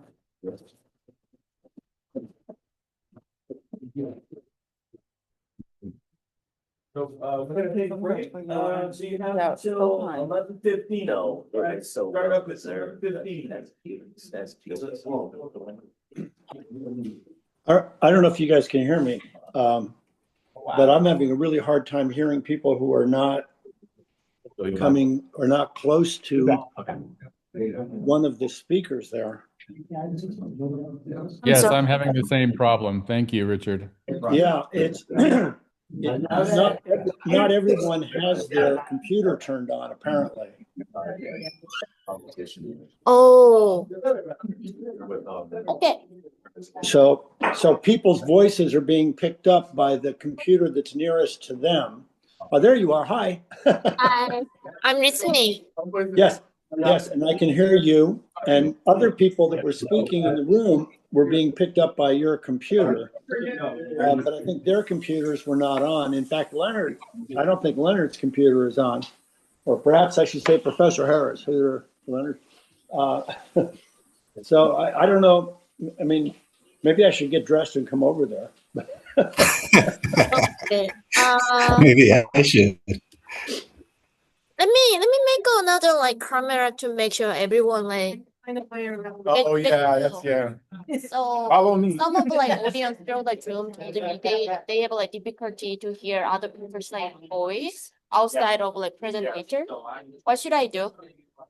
I think the main thing to do would be to somehow have a microphone in the middle. Yeah, that's an ideal. I think it'd be the main thing then would be for the presenter to restate the question that is asked in their own words. Okay, so we don't have like my microphone. We can use it to shows, but I will ask all of like presenter to restate the questions they got to make sure everyone like shares it. I'm really like sorry about that. No, that's okay.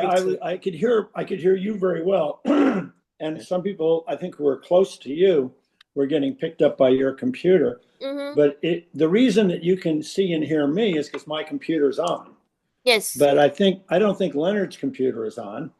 I don't think Alex's computer is on. I don't think Matthew or Duncan or Mon have their computers on.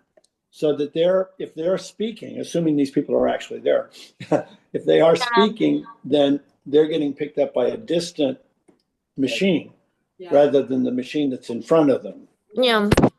So if everybody just turned their machines on. Okay. Let me talk with the presentators to make sure. Sure. No, Yeah. I just wanted to let let me you know. know. I appreciate it. Okay, sure. Okay. Thank you very much. I'm out on the West Desert. Let's do this. That's the workout. Yeah. I'm all dressed up. It's great to see.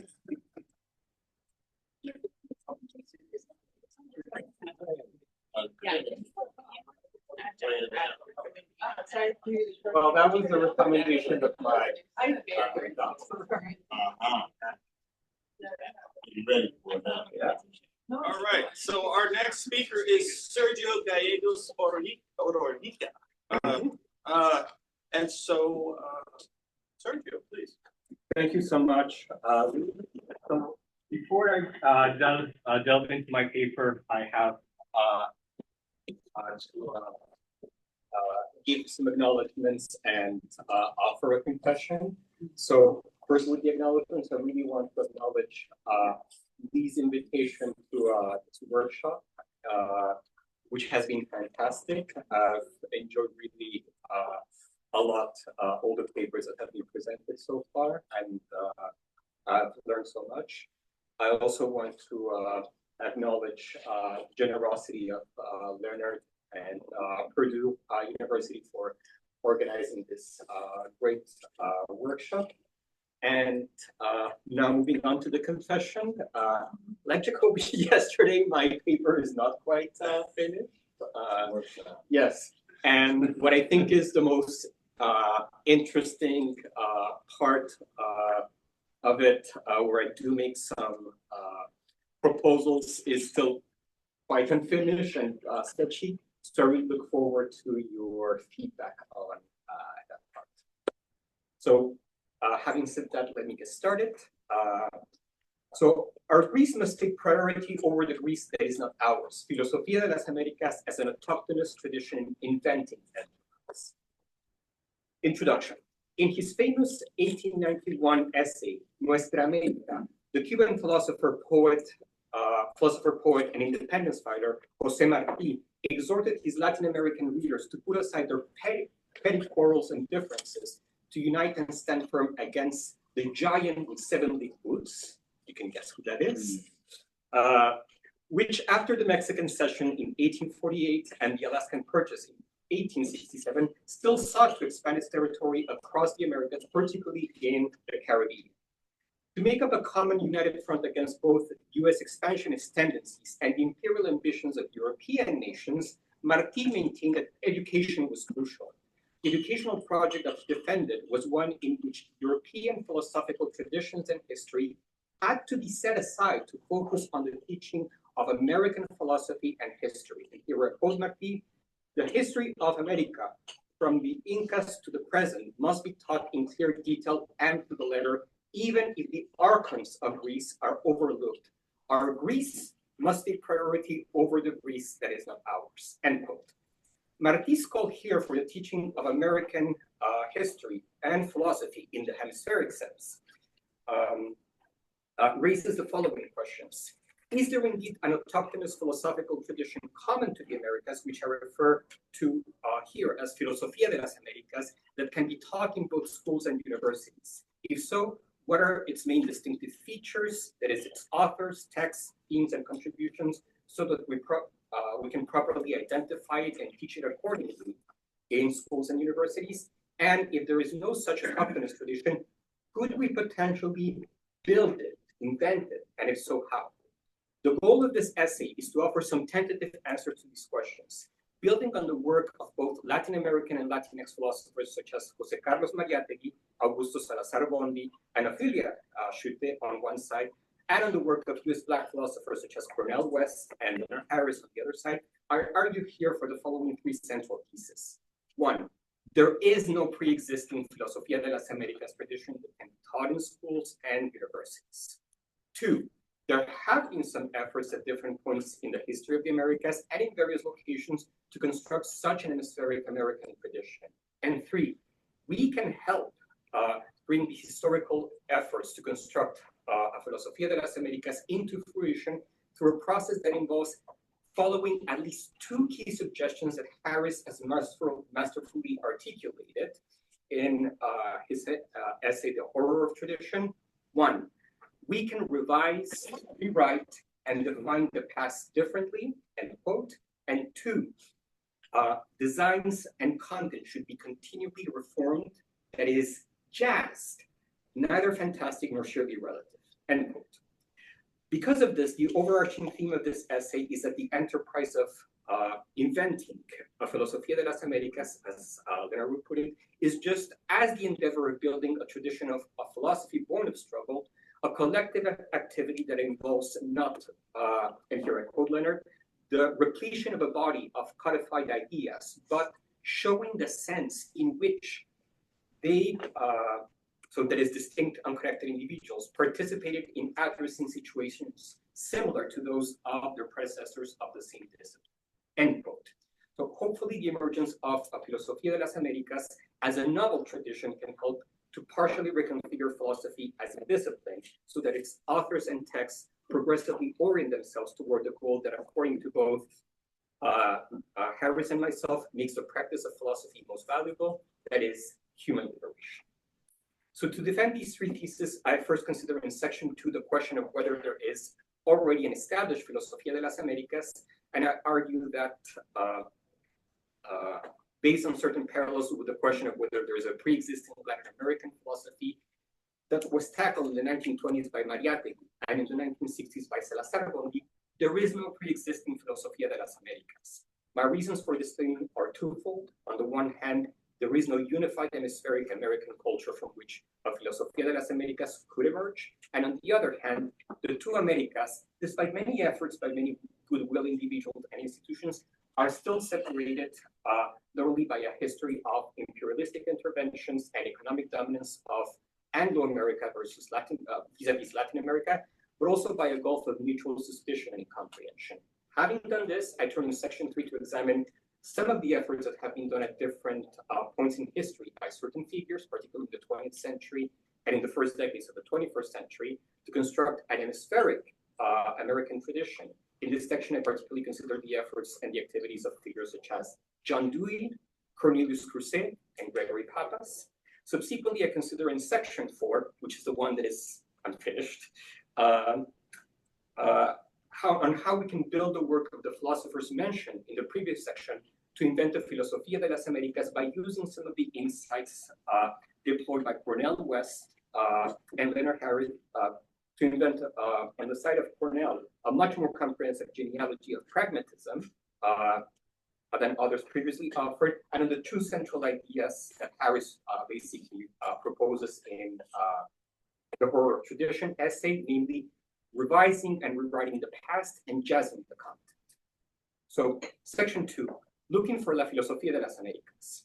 To address the question of whether there is a Filosofía de las Américas, a good place to start is a remark that Gregory Pappas made in the introduction of the edited volume Pragmatism in the Americas regarding the philosophical connections between the two Americas. Here I quote Goyo, "There is no deep rift between these two philosophical traditions. Instead, there is a real affinity between the central questions of American pragmatism and problems addressed by many Hispanic thinkers." End quote. I certainly agree with Pappas that there is no deep rift between North American pragmatism and the problems addressed by many Hispanic thinkers. But this claim does not establish that there is a pre-existing Filosofía de las Américas as or an already given entity. This is due to at least two reasons. First, pragmatism is not the only philosophical tradition that flourished in North America. In addition to pragmatism, North America has witnessed the birth and the flourishing of many other distinct philosophical traditions, such as Puritan providentialism with Jonathan Edwards, transcendentalism with Thoreau,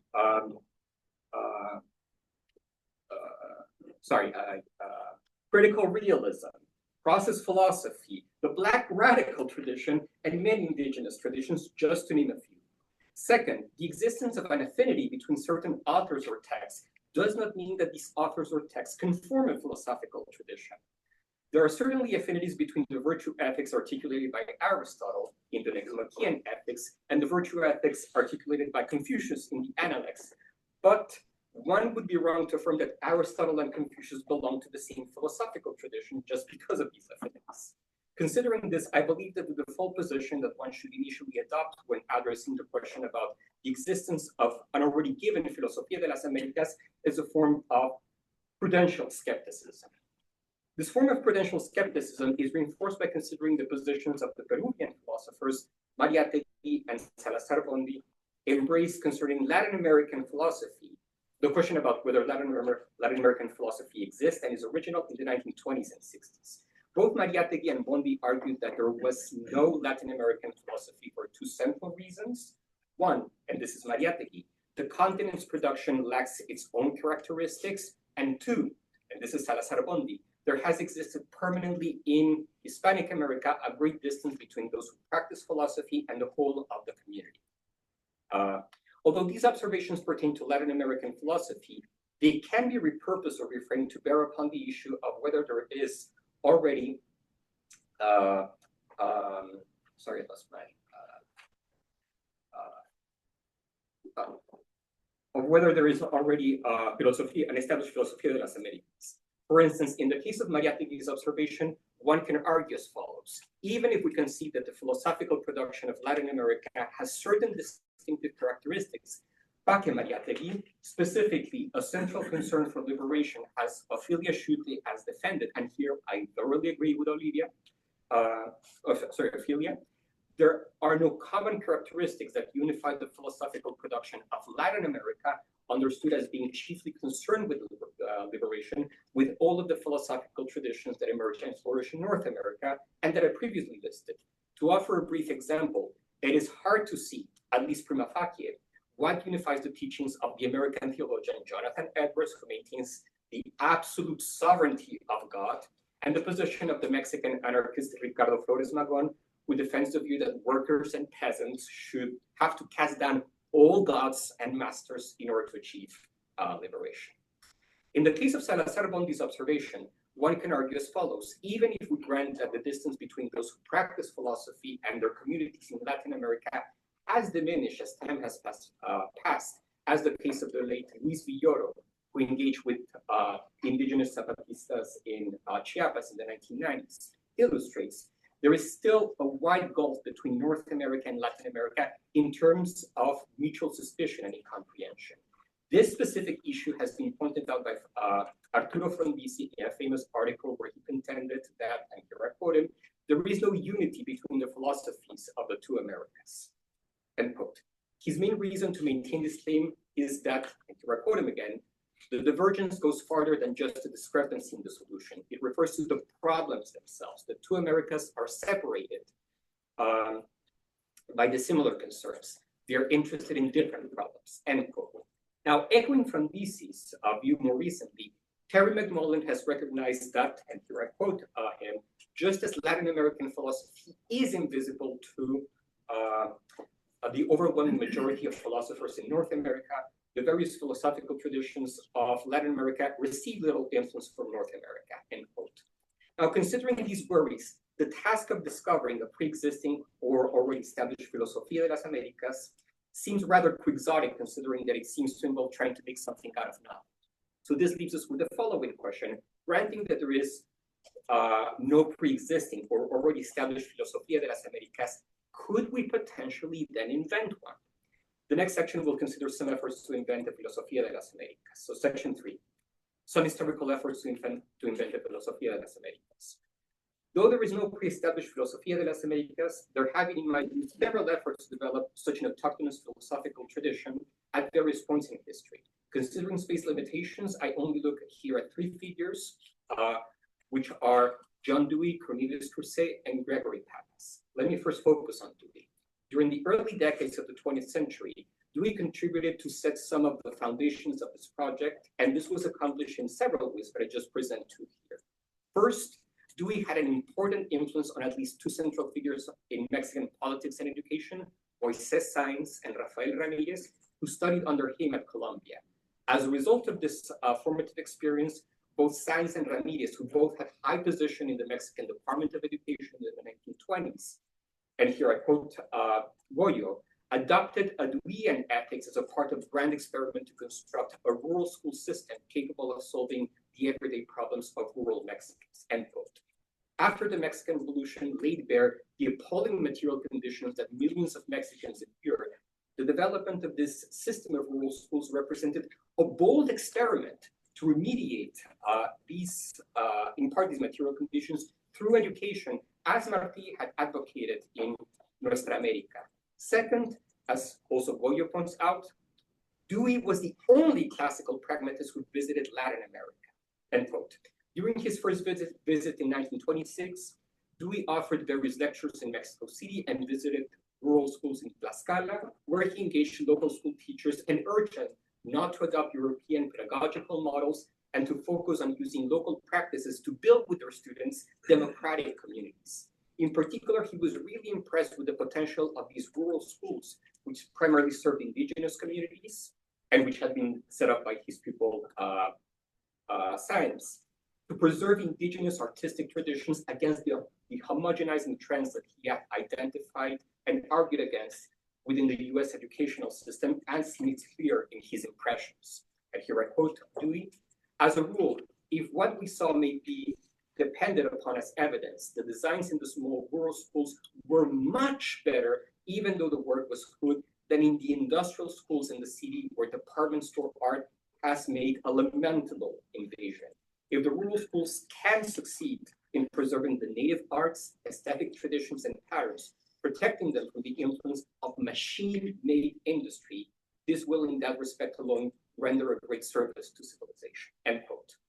So Dewey's admiration for the establishment and the functioning of rural schools in Mexico in his impressions can be seen as an early effort to develop a Filosofía de las Américas, to the extent that Dewey's views of pedagogical experience undertaken by certain groups in Latin America as valuable and as providing a model to follow in the US as a check against the excesses of the homogenizing effects of an education shaped by machine-made industry.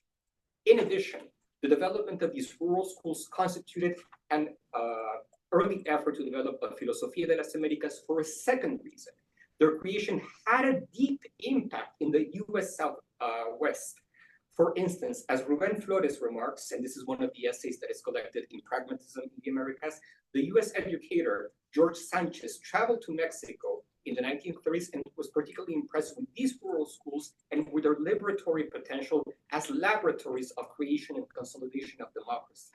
Specifically, as Flores observes, Dewey's influence was cyclical because after having initially influenced educational projects in Mexico during the 1920s and 30s, these projects in turn inspired and influenced civil rights struggles in the US among Mexican Americans in the 1960s. And here I quote Flores. For Sanchez, the consolidationist projects of the Mexican state bore a clear relationship to the consolidationist projects that he pursued throughout his professional career in the United States. Indeed, though he's primarily known as an American civil rights activist, Sanchez continued to write frequently about Mexico into the 1960s. Throughout his lifetime in Mexico, Dewey's inspired projects remain a forceful example for American society that he never forgot, end quote.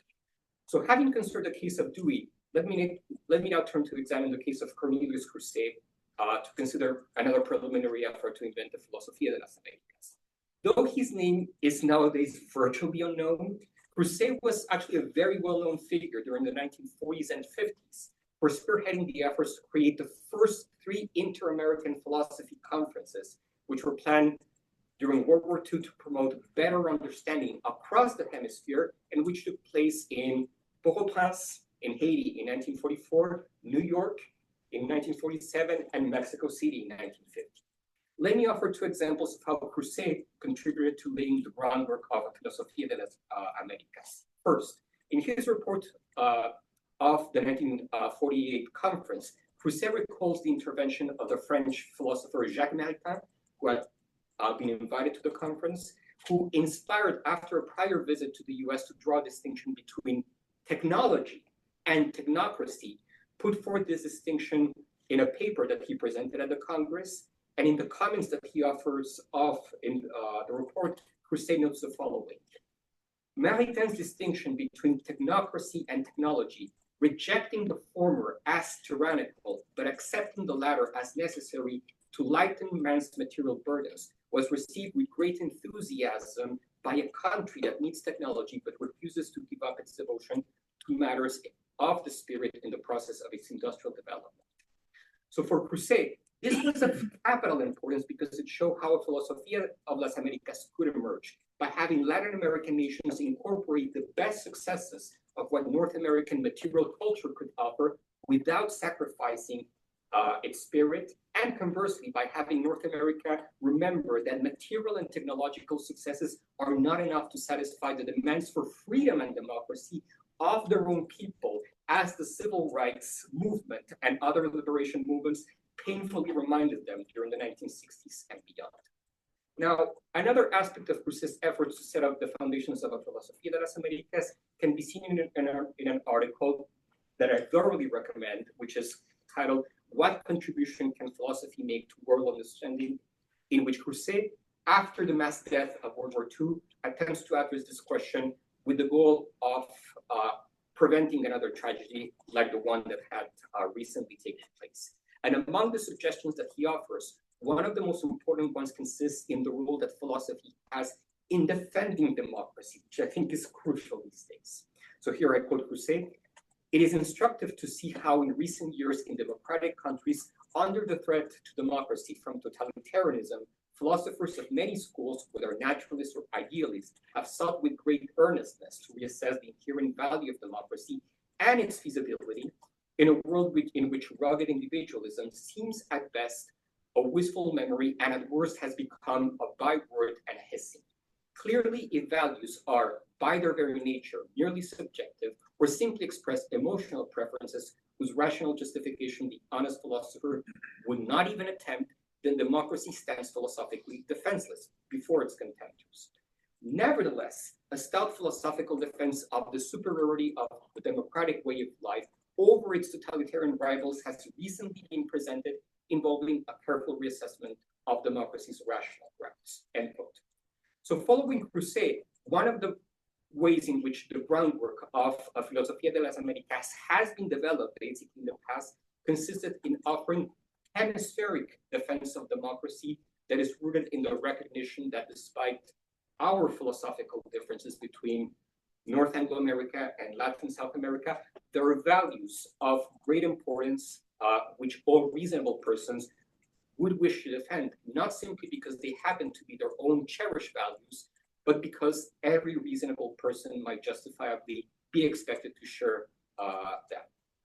Now, I'm not going to be talking about Gregory's work because on the one side, most of you already know it, and on the other side, that's a part that I have not written yet. So I'm just going to transition to basically section number 4, which is titled Inventing Nowadays the Filosofía de las Américas as a Bridge to the Future. Now, I also haven't written this section before, but I have some main ideas that I would like to present.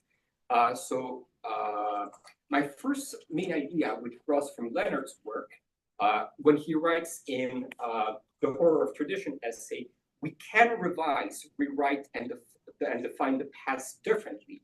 My main suggestion is that we can revise, rewrite, and define the past differently by showing that philosophy was written in Spanish in the US in the early 20th century by focusing on the work of the Mexican anarchist Ricardo Flores Magón, who after 1905 was forced to exile himself to the US.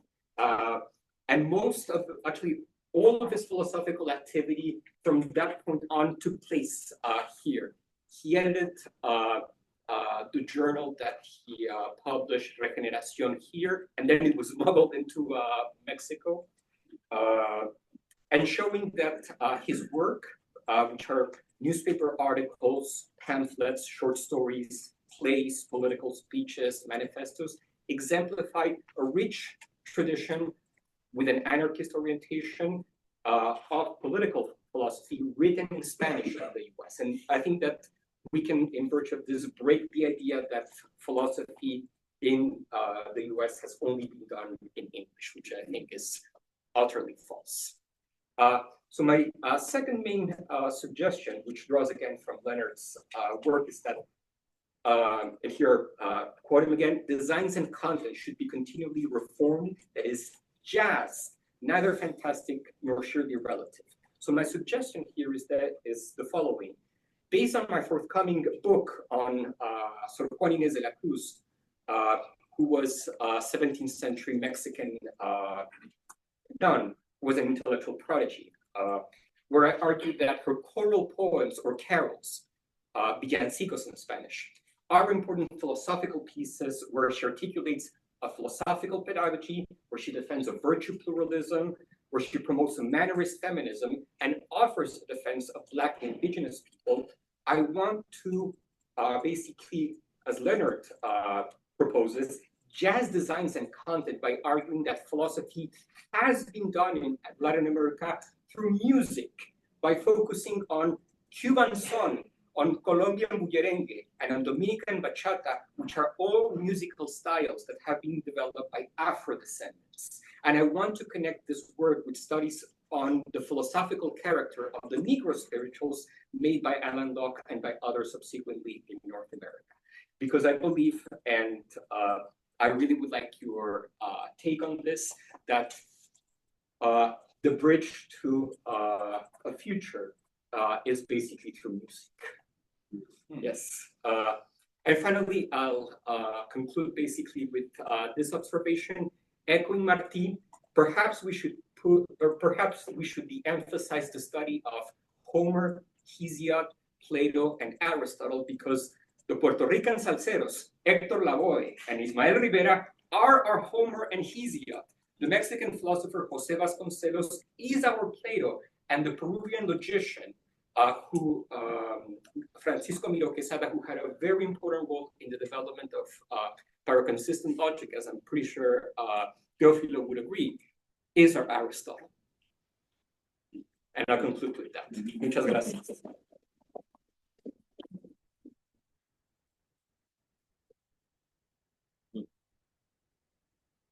Oh, actually, can you hear my questions? I got you. Yeah. All right, thank you, Sergio. You know, I'm always so impressed about how deep in the stacks you are, and I really appreciate it. Two related questions, short.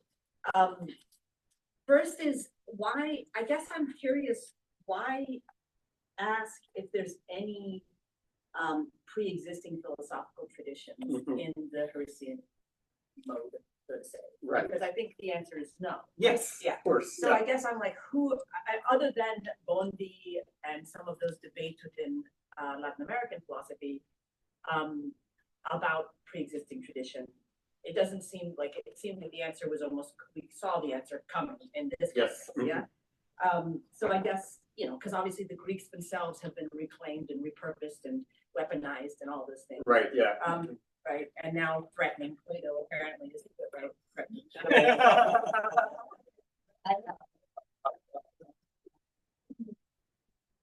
But then I really love where you ended, Ismael Rivera, and some of the with music. I'm not sure whether I agree 100% that one aesthetic modality is the future, but I love it, and I love the possibility of it. But I wanted to know why, if Rivera is our, I forget which analogy you made to the Greeks or to the European. Yeah, so the analogy is that, I mean, initially, both the Iliad and the Odyssey and Works and Days were composed basically as works of poetry that were recited and accompanied basically with music.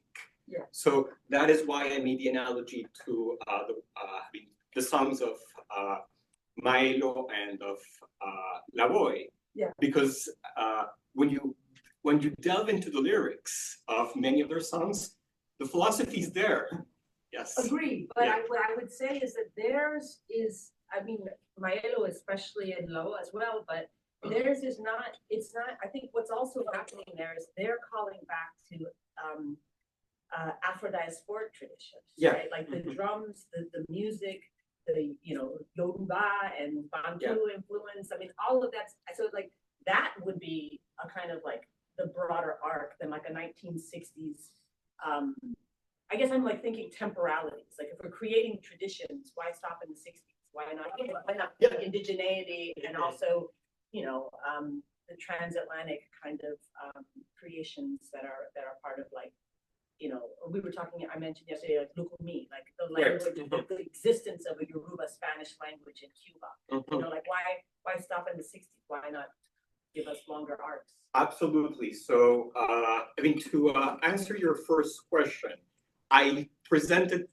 basically the work of Mariátegui and Bondi as a way of basically setting up where I was going to do. So that was basically stage setting. Yeah.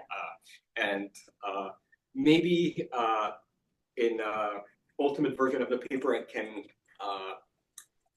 do basically a shorter summary of this to let more the propositive ideas that I tried to develop at the end take more center stage.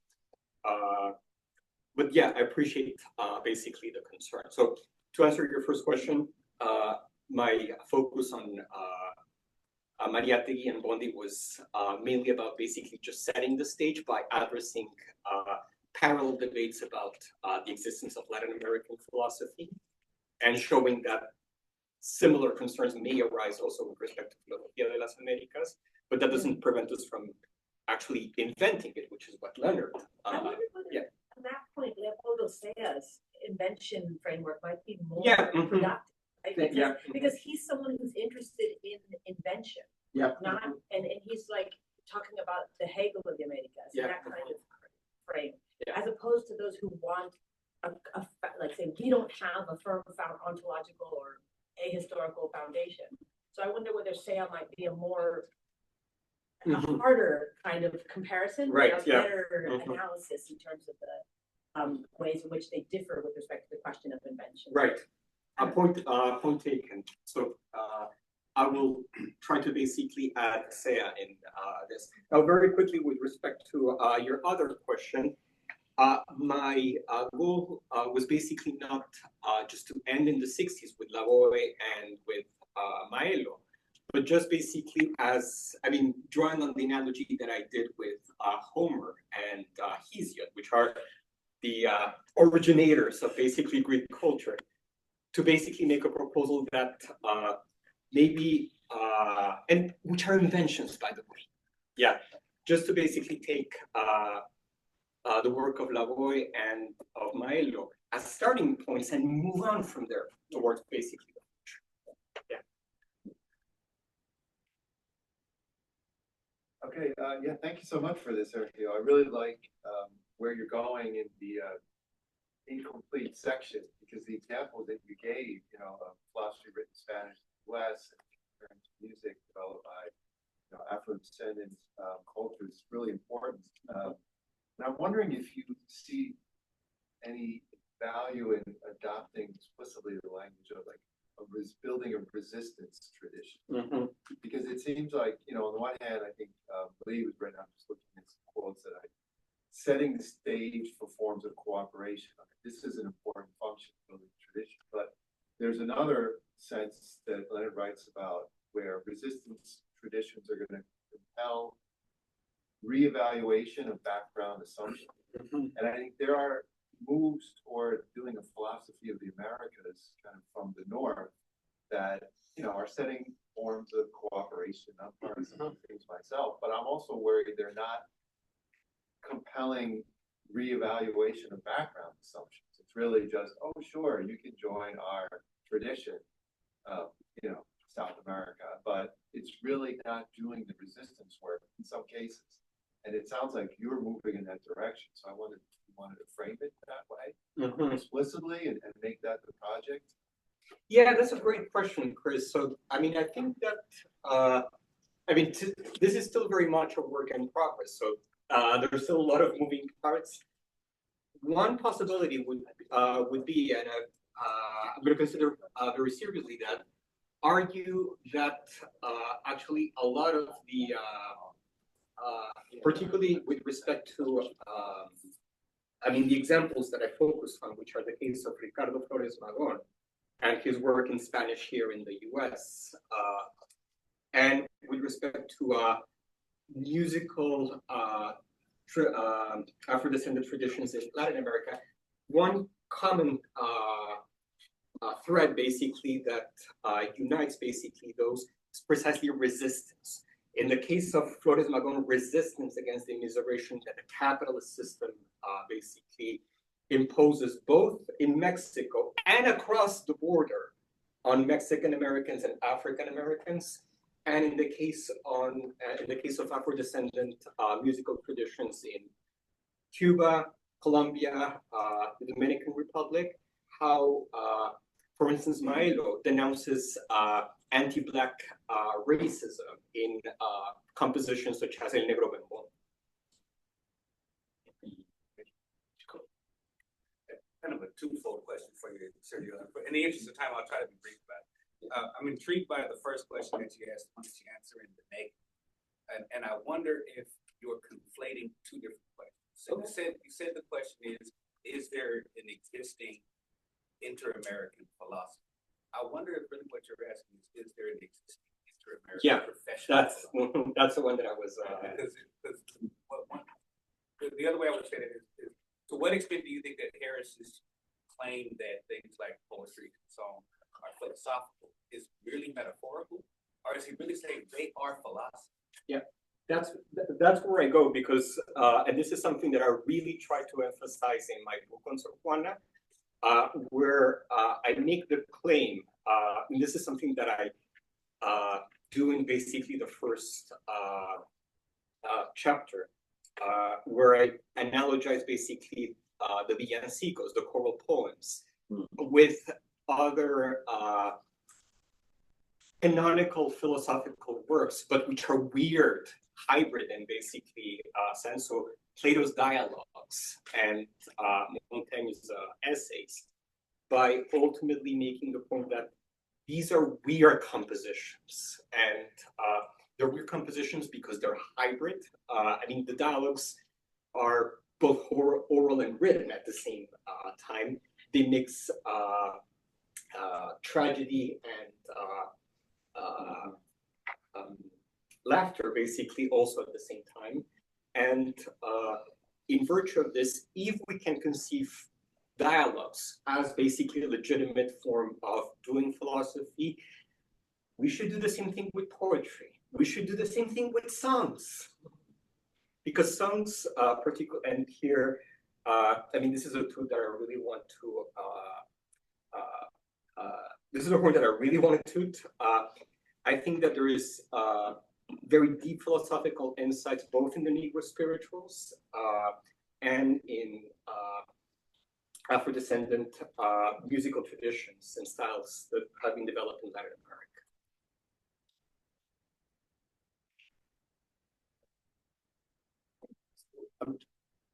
I'm not sure I heard you right, but again, the pre-existing sort of hemispheric philosophy. Are you trying to say that there is sort of one pre-exist and it doesn't exist, but you're looking for one true philosophy of the hemisphere? Or are you, I guess I'll ask that first, because I'm sort of sounded like you were looking for that. Is that right? That was basically just setting up the stage, Scott. Okay, good. Yeah. I mean, an approach you might think about is to think about as you go forward and say, so what's out there and so on, is maybe a strand approach, because you tried to compare like Jonathan Edwards, and I forget who you compared Edwards with. Edwards is clearly part of a strand, right? But not one that intersects with a lot of other parts of the American tradition. But there's little doubt that Edwards is influential and part of some kind of North American tradition. Right, yeah. There's another tradition that you didn't talk very much about, but may be worth consulting, and that's the strand that's related to the border. Yeah. From the southern tip to the north, right? Every place that Europeans encountered indigenous people, there are emerging ways of thinking, right, that accommodate that. And there's a certain sense in which there's, at least in North America, it's pretty obvious that there's a kind of coherent strand in the sense that indigenous people all faced a common enemy, if you will, and we're trying to figure out ways of negotiating it. Yeah. And that's different from the Jonathan Edwards strand. It's probably different from some of the strands that you're talking about, but it gets a richer picture of like hemispheric philosophy.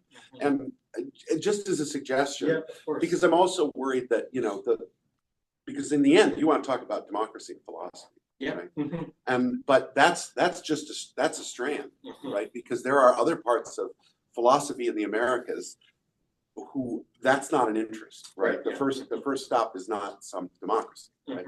So just as a way of kind of enriching the story, right? Yeah.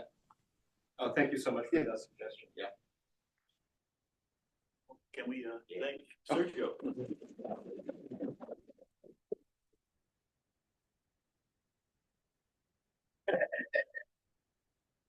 Thank you. Next presenter is Ina.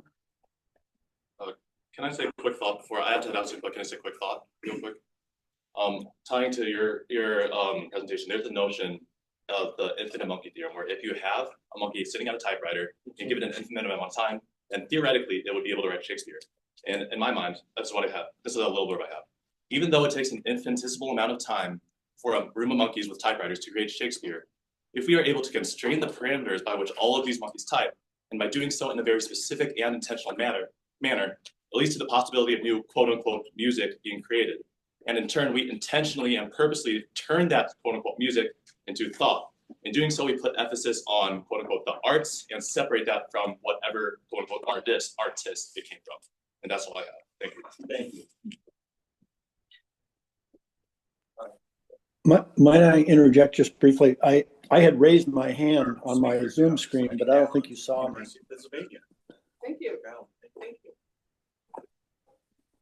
Well, thank you, Lee McBride. Thank you, Leonard Harris. It's an honor truly to be part of this. I have known Leonard since the late 1970s, and in some ways we've grown up together but apart. And so now that we're both reaching that retirement age, it's great to be able to help celebrate with them. I thought I had a pretty polished paper. I was proud. I wrote my draft last summer. I'm good. But just listening today, so many new ideas and so many new thoughts are coming into play that I'm going to be doing a combination of jazz and classical here because there's a lot of spontaneity going to be in this talk. I'm writing about the significance of autonomy for Black health, and I'm doing so. I want to understand the sort of mainstreamy context in which I situate myself as I approach this project. One is I'm a member of the National Academy of Medicine, which is, I mean, as a non-doctor, that's a pretty surprising thing. I'm also a recipient of something called the Bioethics Founders Award for contributions to bioethics. And I was a member of President Obama's Bioethics Commission. So I've had this sort of life of being part of mainstream bioethics, philosophy of medicine, philosophy of privacy, all of my career. And so when I confront Leonard, who's coming from a very, very different philosophy born of struggle, left-wing critical perspective, I felt a little scolded, like I had been part of mistakes made, and now I have to either defend myself or lay down and capitulate.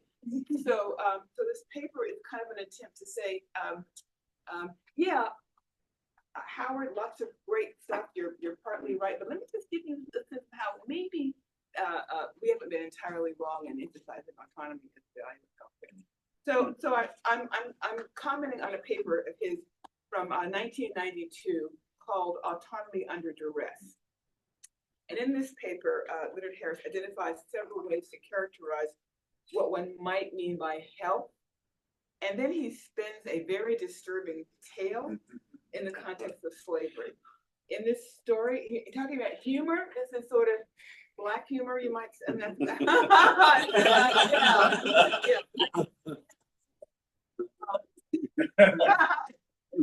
But in this fable, a Black man called George Washington Carver, so many puns here, George Washington Carver, he autonomously agrees under duress to choose castration, proffered to him by a medical castration and abortion provider called Dr. Dick. So Dr. Dick is offered. Not less. The doctor persuades the enslaved man that castration is in his best interest. Echoing the belief, fear, anxiety that many African Americans share that our bodies and our lives are not fully our own, Harris sought to unveil the limitations of the concept of health and autonomy as applied to African Americans. Now, I don't know whether he had an actual historical Dr. Dick in him. I was a kind of a Dr. Dick. I found this reference to a Dr. Gideon Lysinicum from Texas, who in 1854 proposed that the government of Texas authorize castration in order to inhibit the hereditary immorality of African Americans. This Dr. Lysinicum was also known at the time for his work with the Native Americans, whom he seemed to greatly revere and respect, but he had a little bit less regard, I think, for Black people, and was happy to see us turn into eunuchs. So there was a kind of a Dr. Dick, but I think, if I'm not mistaken, when you spun this as a fable, you kind of knew it had to be real. It was like, so Leonard Harris made his point through fiction, but pseudo-anonymous harmful choices pseudo-autonomous choices presented to Black people by healthcare providers is anything but fiction. And I'm not talking about long time ago fiction, I'm talking about real stuff happening long time ago, and also including today. So this idea of getting Black people to agree to harm themselves is an ongoing reality. I have a great recent example to share.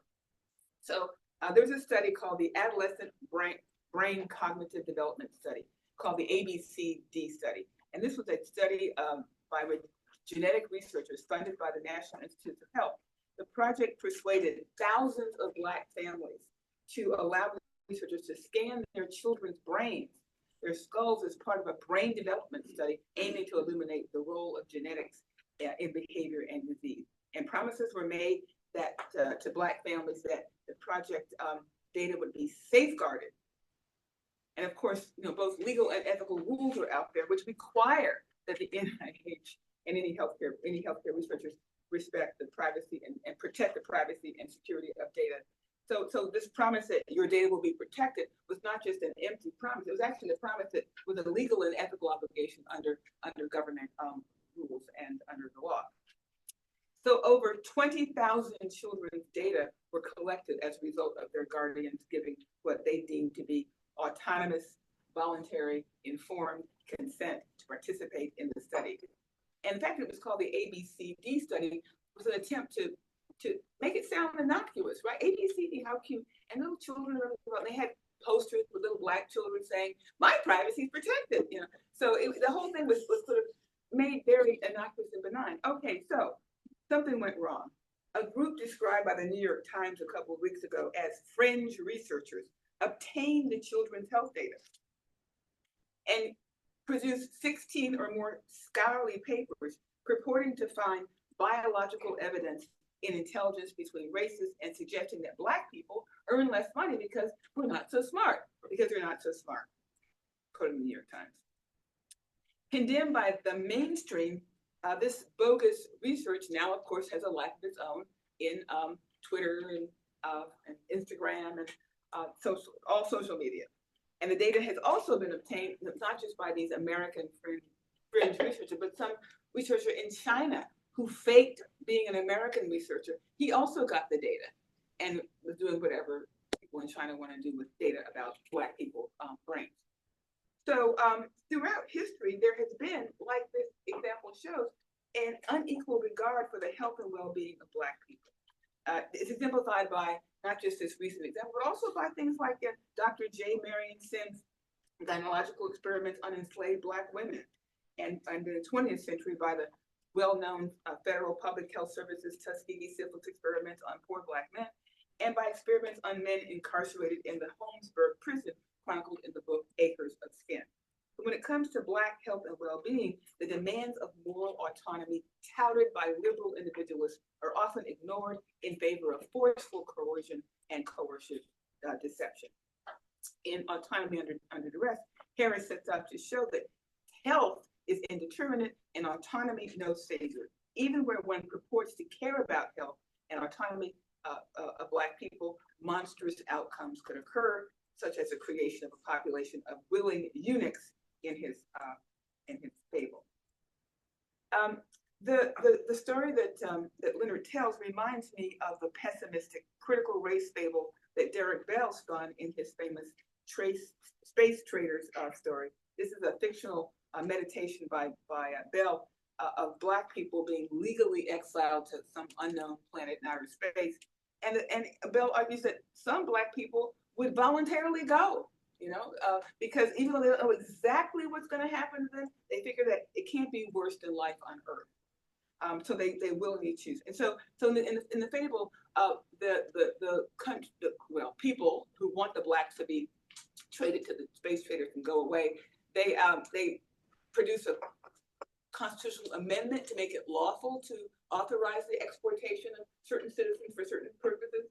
And so it's becoming legal. But then the point Derek wants to make is that Black people could be persuaded to voluntarily go into outer space and live in outer space. That's just on some unknown planet with some unknown space aliens.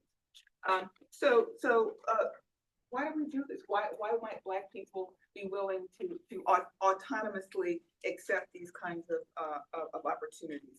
I think that there's something wrong with the autonomy at play here. I think the autonomy under duress is a good concept from Harris to explain or to describe what's happening in these cases. I think that Harris is right about the uses and abuses of the concepts of autonomy and health, but I think, I guess this is my thesis, I think that it would be a mistake to suppose that all applications of the concepts of health and autonomy in relation to Black people today are folly. I think there are some we have good reason to continue to use the discourse of autonomy and healthcare, and that could sometimes at least benefit Black people and not be an attack on their well-being. So let me set aside for a moment Harris's thought experiment and review the realities. And I guess in the paper, I was going to give all this, I guess, actuarial like data, thinking that, oh, Harris wasn't thinking about this, but of course you were thinking about this. Of course you're attuned to the actuarial realities. Let me just review them a little bit for my audience here today. African Americans continue to experience significant and persistent health disparities across a wide range of conditions. These disparities reflect the intersection of systemic racism, economic inequality, social determinants of health, and unequal access to medical care. African Americans face systemic socioeconomic barriers that hinder health outcomes. Approximately 17% of Black families live in poverty compared to 6% of White families. Disparities in income, education, employment, insurance coverage exacerbate access to healthcare, nutrition, and safe housing, key determinants of overall health. Enduring racial bias in the healthcare system contributes to distrust and unequal treatment. Studies show that medical myths, such as the false belief that Black patients feel less pain, result in undertreatment and misdiagnosis. Furthermore, African Americans constitute about 3% of all U.S. physicians, reinforcing a sense of alienation and mistrust in clinical settings. African Americans suffer disproportionately from chronic diseases. The prevalence of hypertension is markedly higher among Black adults, 35.2%, including me, compared to white adults, 28%. And Black women face even greater risk. Obesity and type 2 diabetes are also more prevalent among Black people, increasing the risk of stroke and kidney failure. Furthermore, African Americans are nearly twice as likely as whites to develop Alzheimer's disease. The mortality rate for Black babies is twice that of white babies. Maternal mortality among Black women is among the highest in the developed world, exceeding 50 deaths per 100,000 live births, nearly 3 times the rate for white women. Structural racism, implicit bias in healthcare, and limited access to prenatal care contribute to these dire outcomes. Mental health concerns in the Black community are often more persistent and severe, despite lower reported prevalence. Cultural stigma, limited access to culturally competent providers, and systemic distrust of medical institutions are major barriers to care. Suicide rates are extremely high, much higher among Blacks than among whites. I won't give all the details here, but we do know that's also a fact. So sometimes all this disparity is blamed on our behavior, but individual choices to smoke, overeat, and abuse substances contribute to poor health, but are not the major explanation as to why the health disparities among African Americans are as great as they are. So there's a huge healthcare crisis involving African Americans right now, and a lot of healthcare can only be conducted if there is consent, autonomous informed consent. And so how do we deal with the fact that on the one hand, the healthcare system has failed Black people so often, but with the fact that Black people need better healthcare in order to try to survive and avoid the consequences of inequitable being. Right? All right. So, to what extent have philosophers dealt with autonomy under distress? I think that some have. I was particularly struck though by the fact that the first Black woman philosopher, Joyce Mitchell Cook, who published only 1 or 2 papers in her career, one of the papers she published was a paper about autonomy under duress.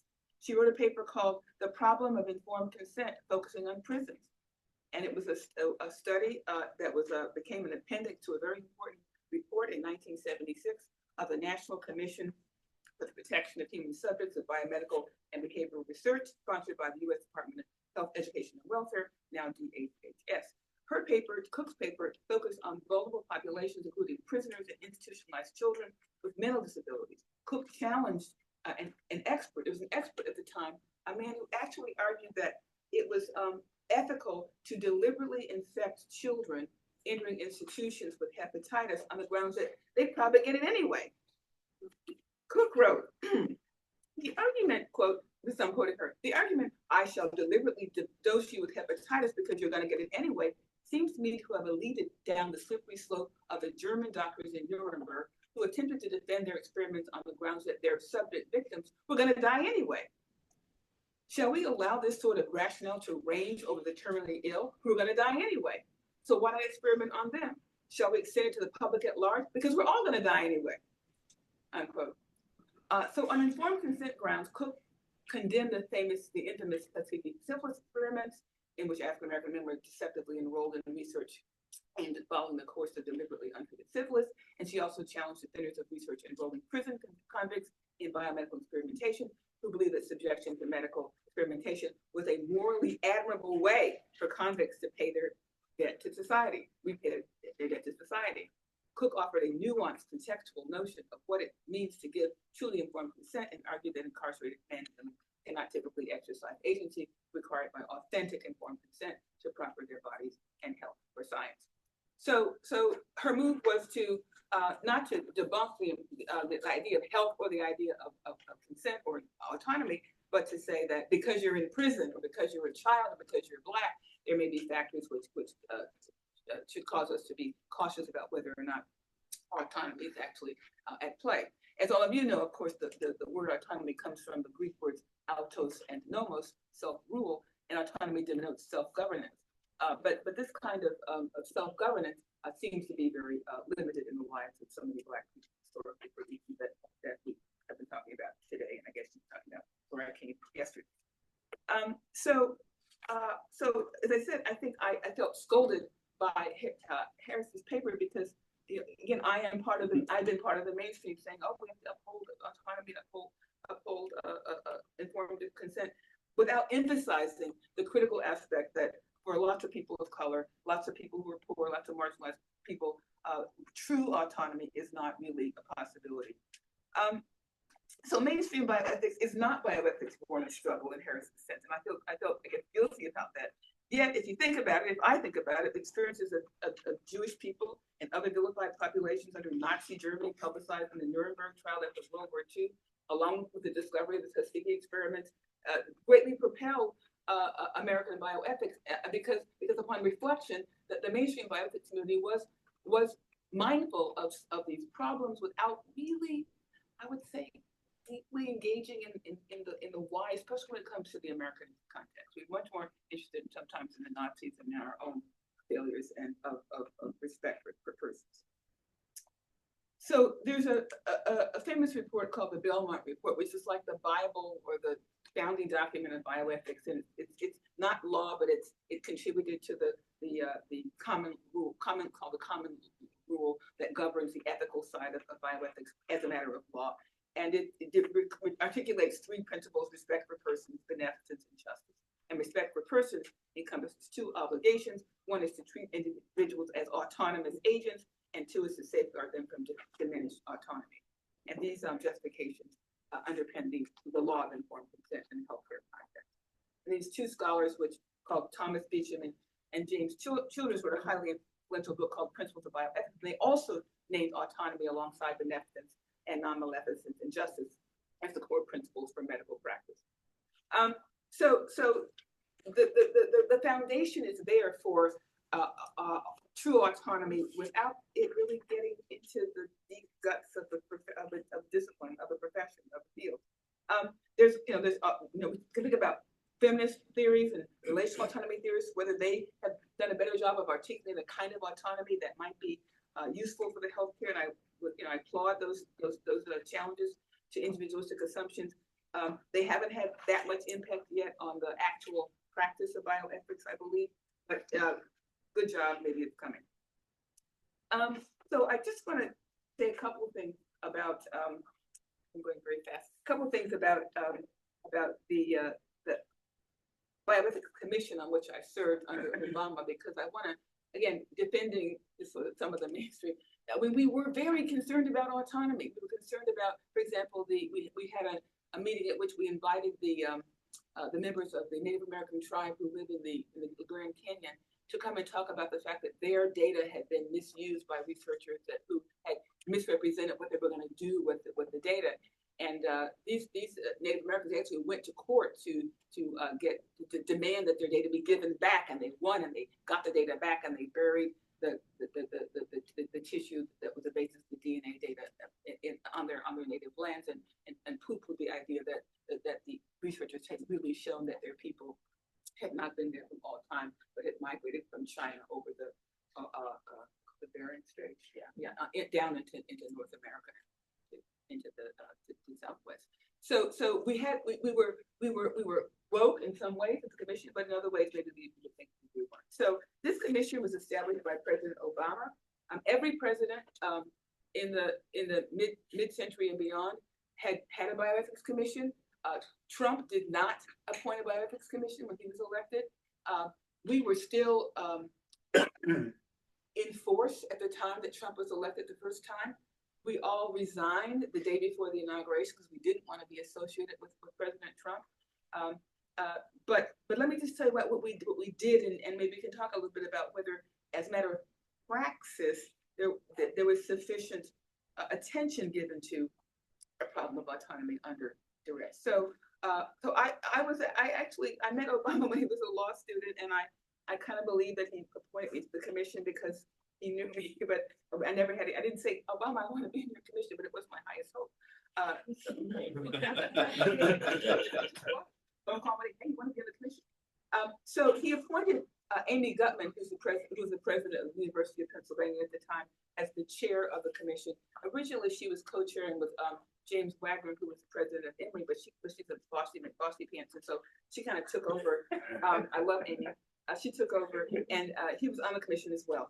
So our commission focused on practical policy advice and transparent processes. We had public meetings and unanimous recommendations. Under Obama, this commission became a multidisciplinary, action-oriented body that produced cornerstone ethical analyses spanning experimental research, genomics, public health emergencies, and education. And its legacy remains accessible today through archive reports and educational materials, including 10 major reports that we produced between 2010 and 2016. We didn't trust the government to archive our stuff, so it's archived by Georgetown University. Yeah. Okay. So it was an amazing commission because it was very unlike before. It was been mostly like a white man and a few women, but our commission was extremely diverse. We had Muhammad Ali's wife. We had a priest. We had someone from the military. We had philosophers. We had political scientists. We had ethicists. We had sociologists. It was a very diverse group. And so I think there was an attempt, of course, to be mindful of diversity as we pursued our agenda. What did we end up talking about and doing? Obama asked us to look at the concept and the practice of synthetic biology. That was our first report. And we worked on informed consent and human research subject topics in a number of our reports, including the one I think is most interesting called Ethically Impossible. So it turns out that something worse happened than Tuskegee. Tuskegee was really bad. Something worse happened in South America.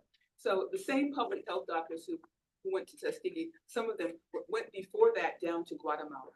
And they went to Guatemala in order to do STD research. And whereas in the United States, you cannot deliberately infect people with gonorrhea or syphilis or any other STD. And so the doctors figured that they would go abroad and do it. They could do this research. They wanted to find out whether or not penicillin would be an effective prophylaxis for STDs. They already knew that it was a good treatment for certain STDs, but they would want to see whether it was prophylaxis. And so they want to take people who didn't have STDs, give them STDs, and then quickly give them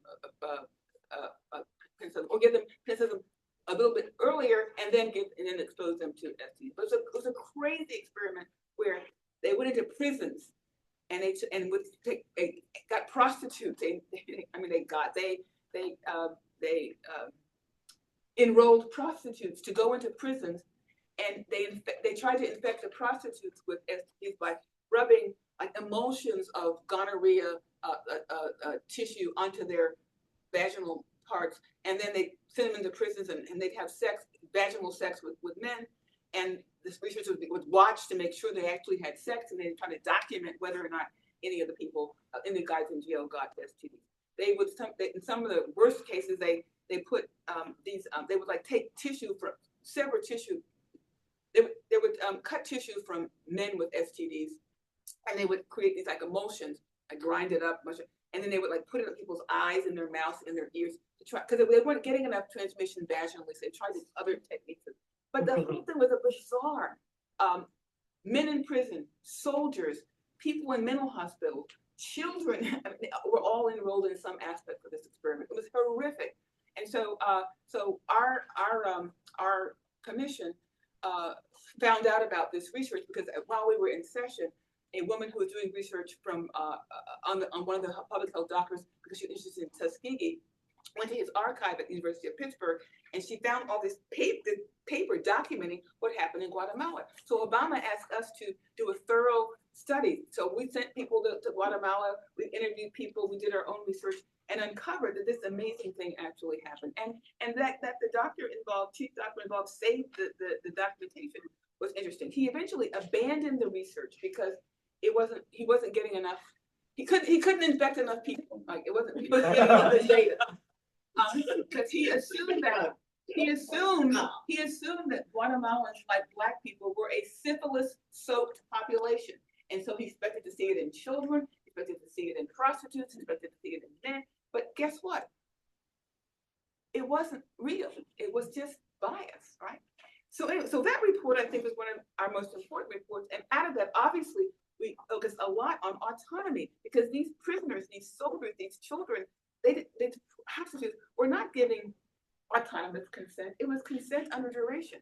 And by the way, this was possible because the American Public Health Service doctors collaborated with doctors in Guatemala. Because in exchange, by the way, at this time, Guatemala was seen as just a nice little banana republic, so we needed a banana, right? So we were eager to maintain a good relationship with Guatemala. So we offered them medical infrastructure in exchange for access to their population as subjects for this research.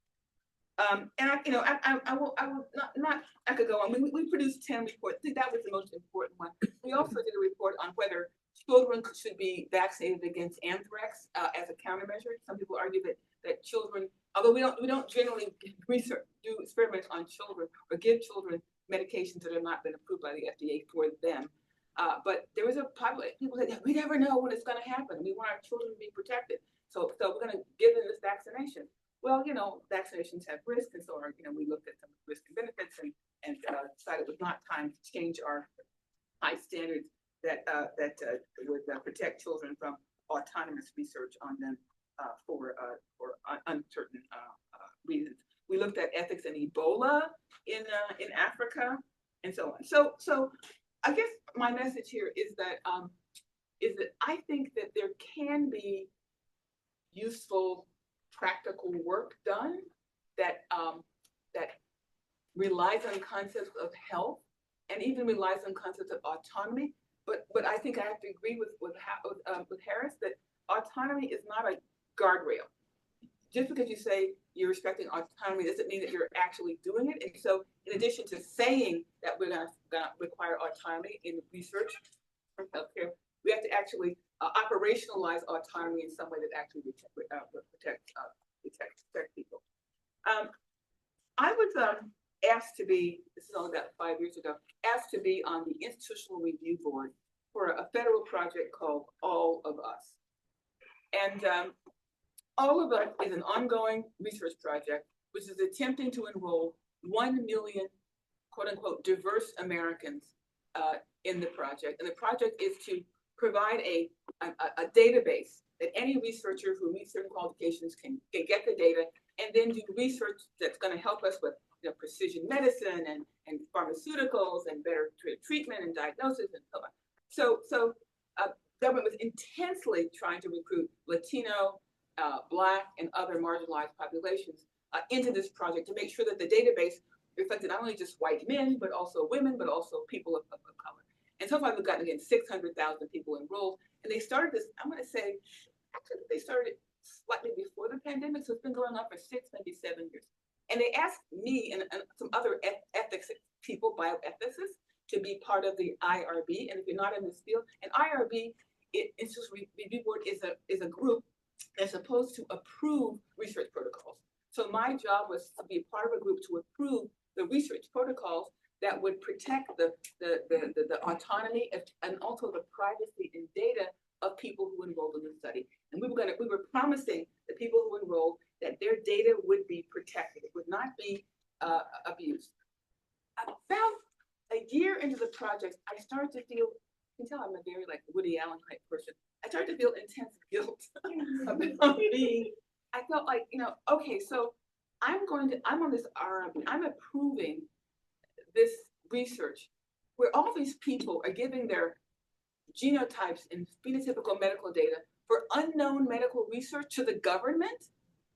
And then, I have to trust that these standards that we've approved are going to be actually followed. And I began to feel like I couldn't, so I resigned from the IRB.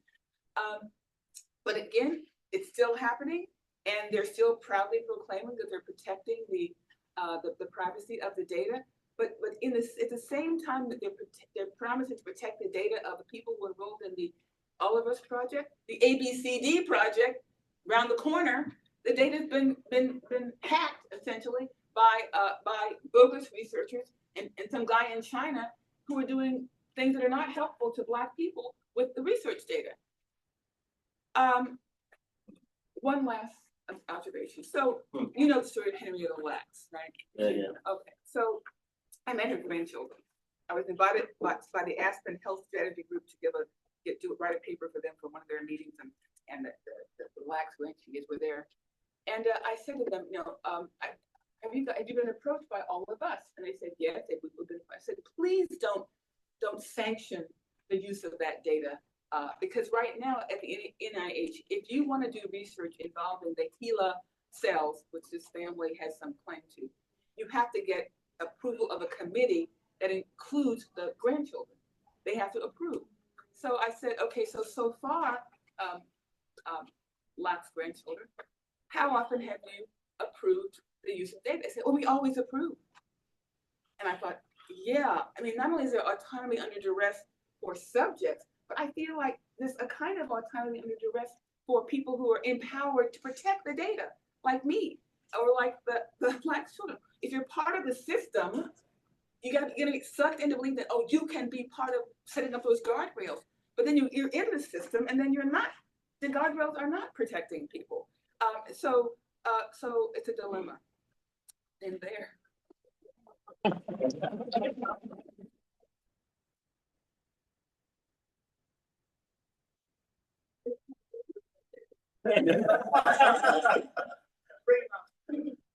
Yes. Just to pick up, that was, thank you so much for that very different perspective of what we've heard so far.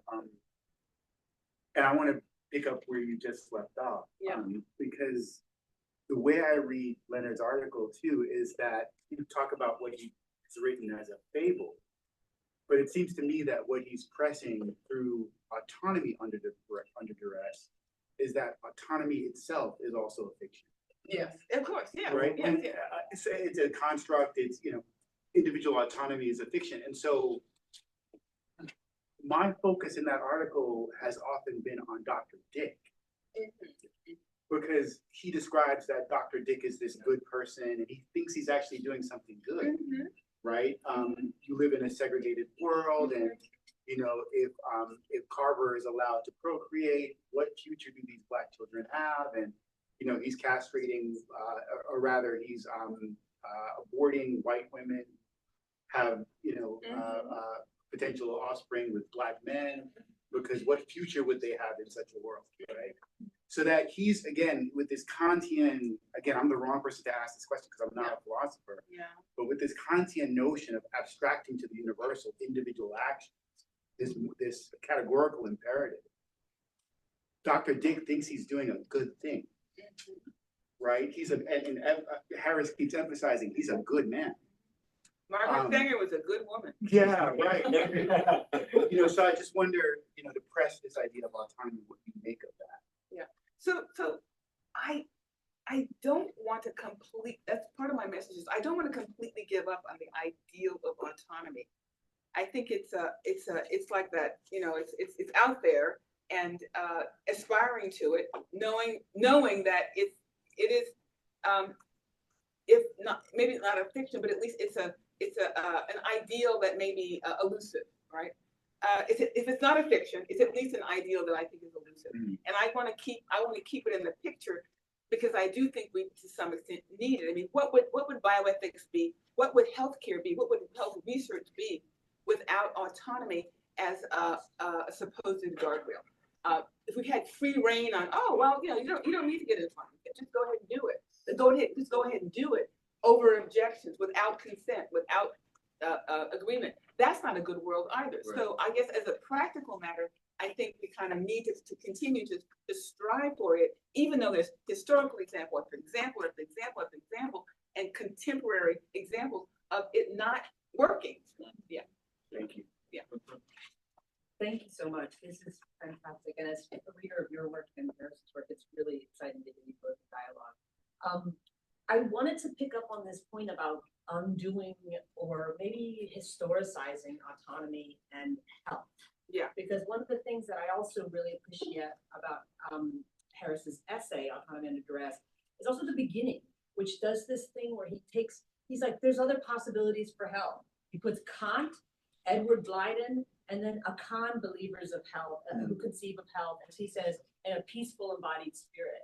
And so one of the things that it's certainly the Belmont Report, the Nuremberg trials, the Common Rule now, all of those, what I don't see happening, and maybe we could talk about a DSM or something like that as having its own cultural concept, but what it doesn't do is historicize and contextualize health in a way that would also, and I think where you ended, which was such an important point about the grandchildren of Henrietta Lacks, is that part of that frame is also saying, like, even if we took a concept like consent and made it collective, right? Now in this case, a community who has been harmed by the forms of wrong that have been committed against their grandmother, it doesn't yet solve a broader communal picture about what giving agreement would look like, what making relations with others that can benefit one would look like. And so health and autonomy are so interesting. I mean, I think you're right, they're so tightly bound, but if we were to historicize in some way or reframe that both require something more than an individual, right? More than the kind of autonomous legal subject. Yeah. What would those be? And I know there's some communitarian views about consent and things like that. So I guess I'm curious more about that. If we pushed away from the individual and pushed more towards contextualizing or collectivizing or I don't know, pluralizing health and autonomy, what could those views be? What would that world be? Yeah, I mean, and so I skipped a part of the paper about some international issues, but because one challenge for the way we think about autonomy and health in the United States is that in order to do right by some populations, you can't do an individualistic, because maybe the chief or the leader of the community or the community council has a role in deciding what happens to people in that community. We're talking about some African cultures, especially. So we already know that that autonomy and health, let's say autonomy has to be rethought as it applies to some particular population groups. Although there are some radical libertarians who say, even in Africa, even in the tribe, we have to take the individual and not worry about it. But I mean, but there's this issue out there, right? I guess I have a hard time imagining what this would look like. I think your suggestion is very valid. I also think that maybe I should talk more in the paper about peaceful embodied spirit, about other conceptions of health. But I guess I'm so mired in just the physical problems of health that are affecting us right now that I haven't gotten to the more sort of the broader conception of health and well-being, where flourishing itself, human flourishing, is the thing we're looking for. Because I'm still interested in clogged arteries. I mean, you know what I mean? Like, mental health. Yeah, exactly. Mental health brings us to Exactly. I mean, I have a son with a mental health issue, and it's you know, it takes up a huge amount of my time. It's a big deal. So when I see in my own family health problems, I have a brother who at age 40 had a near fatal heart attack at age 40. Healthy guy, fit, you know. I have a nephew, my sister's son, who at age 38 had his first massive stroke. Turns out he's in heart failure, needs a heart transplant. He's had 2 strokes. You know, my health heart problems run in my family. What's how's that being addressed? How would a different conception of health, you know, help my family? I'm trying to imagine what that might be like. I mean, one way to think about it might be, okay, how do we address this health infrastructure? Because I'm on the University of Pennsylvania faculty, and if you walk in Penn's campus right now, it is one gigantic healthcare center. 53% of our faculty are medical school professors. 53% of the whole faculty, medical school. Buildings going up everywhere. Great medical care. I had my cancer care taken, you know, did there. They saved my life, so I'm good with them. But it's like I see this biomedical research, healthcare, gigunda corporate thing happening, right? And they need patients. They need subjects, right? They can't do their thing if we don't agree to be part of their patient base or their research base or both. They want all of us to be enrolled in their research. You know, I got enrolled in their research when I had cancer, you know, and I found out by being in the waiting room one day. This is a true story. I'm in the waiting room one day for my, you know, routine care, and this lady comes up to me and says, "Professor Allen, can we have a piece of your tumor?" It's like, what are you doing?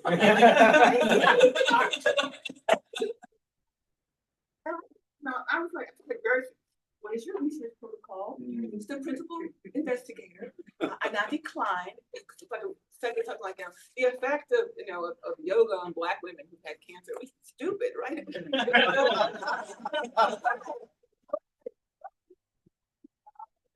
Maybe that would use wellness and healthcare, but I just like that the infrastructure the beast has to be fed, and it gets fed by our voluntarily agreeing to be patients in research subjects.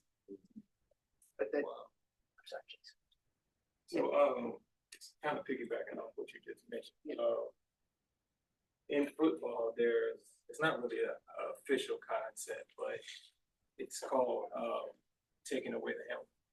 And taking away the helmet. The helmet. Yeah. So when a player gets injured, they experience concussion-like symptoms.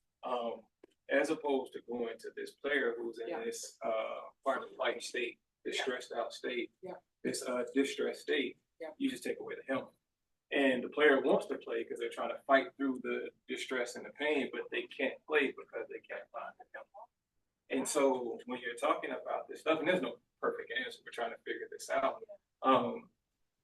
What do you do about it? So the helmet represents the system of structures that play on the vulnerabilities of those who are in distress and also have autonomy.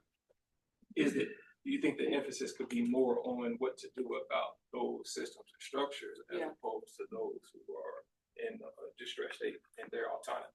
Because if you take away their helmet, they can still be in distress, but you can't go into the game. And so the goal is to prevent them from putting themselves in further harm. Yeah. But if I tell the players, we're talking about football. Yeah. So this player that's now hyped up and strong, and I tell them you can't play and they're distressed, they can go off. But you can see players looking for the helmet and they can't find it. Well, guess what? What a wonderful metaphor. Look at the helmet. Yeah. Right? Yeah. So you just take away. So the coaches will have the training and stuff. Just take away the helmet. Yeah. As opposed to dealing with this high-strung player that's trying to overcome the distress. And so the focus is like you're taking away the temptation. And you're focused on the structure of this idea, which is the helmet. The game goes on. The game goes on. The game goes on without you. And then they can work through and just eventually have to calm down. And so I want to know your thoughts on taking that idea or that potential concept, and is the emphasis more on the structures and systems that play on the vulnerability of those who are in distress states? Well, you know, it's funny because just sitting here today, I'm thinking I should say more in response to your kind of a question and your kind of a question about, because there is a beast. I mean, there's this game going on, and it's lucrative for the players. Some of the players, it's also lucrative though for the owners, you know. And so the gladiators get something out of it, but the owners get way more out of it, and the fans get something out of it. And everybody wants the game to go on, but sometimes you gotta take the helmet away from the gladiator, right? For their sake, and also hopefully for your sake. And so I don't have a perfect answer to your question, but I want to do something with your question. I think it's an excellent question. I want to think, what is the analogy of taking away the helmet of a typical research subject, of a typical and maybe actually getting them to sign the informed consent statement, that's taking away the helmet. Because now they're in the game without the protections, and they've agreed to that, right? They've agreed to take off their helmet. Well, in that situation, you have to make sure they're not in distress. And so we're talking about the situation. Even the paper itself could create a distress. Yeah. So how you? It's not a perfect thing. It's like, how do you take away the distress? Because the paper alone can create. And that's also what I guess what applies to the people in my position, or the Locke's children, like, in the sense that we be part of this, and we're like, I want to be part of a national bloody institute, right? but if you don't know what's happening, you don't know what you're contributing. I am 100% sure that more of this fake data about Black people's intelligence will be generated from this All of Us project. Am I calling on people? I'm sorry. Thanks, Anita. Thank you. Well, there were several things I was thinking about in your presentation. The first one is I teach a course called Race in the Formation of Human Science. And I usually begin the course with an hypothesis. And the hypothesis is most people treat science and then human science as independent of race. And thus, when you discuss race, it's applying the methodological and teleological resources of the science to the study of race. So the hypothesis that I pose in the course is, what if it were the other way around? What if race, the motivation of race, was generating the human sciences? Then it would be a situation in which there is an organization along racial frameworks and racist frameworks for those sciences. What's funny about the course is we spend the first month reading only primary materials. So it's not secondary sources, okay? And we read materials over the past 1,500 years.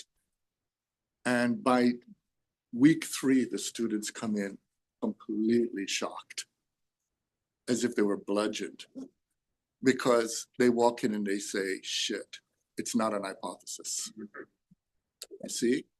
All the way through from Bernier to Kant, all the way through, even if we're talking about Galen, all the way through. So that's one part. And now why I raise this is because I was thinking of the example from the Autonomy essay.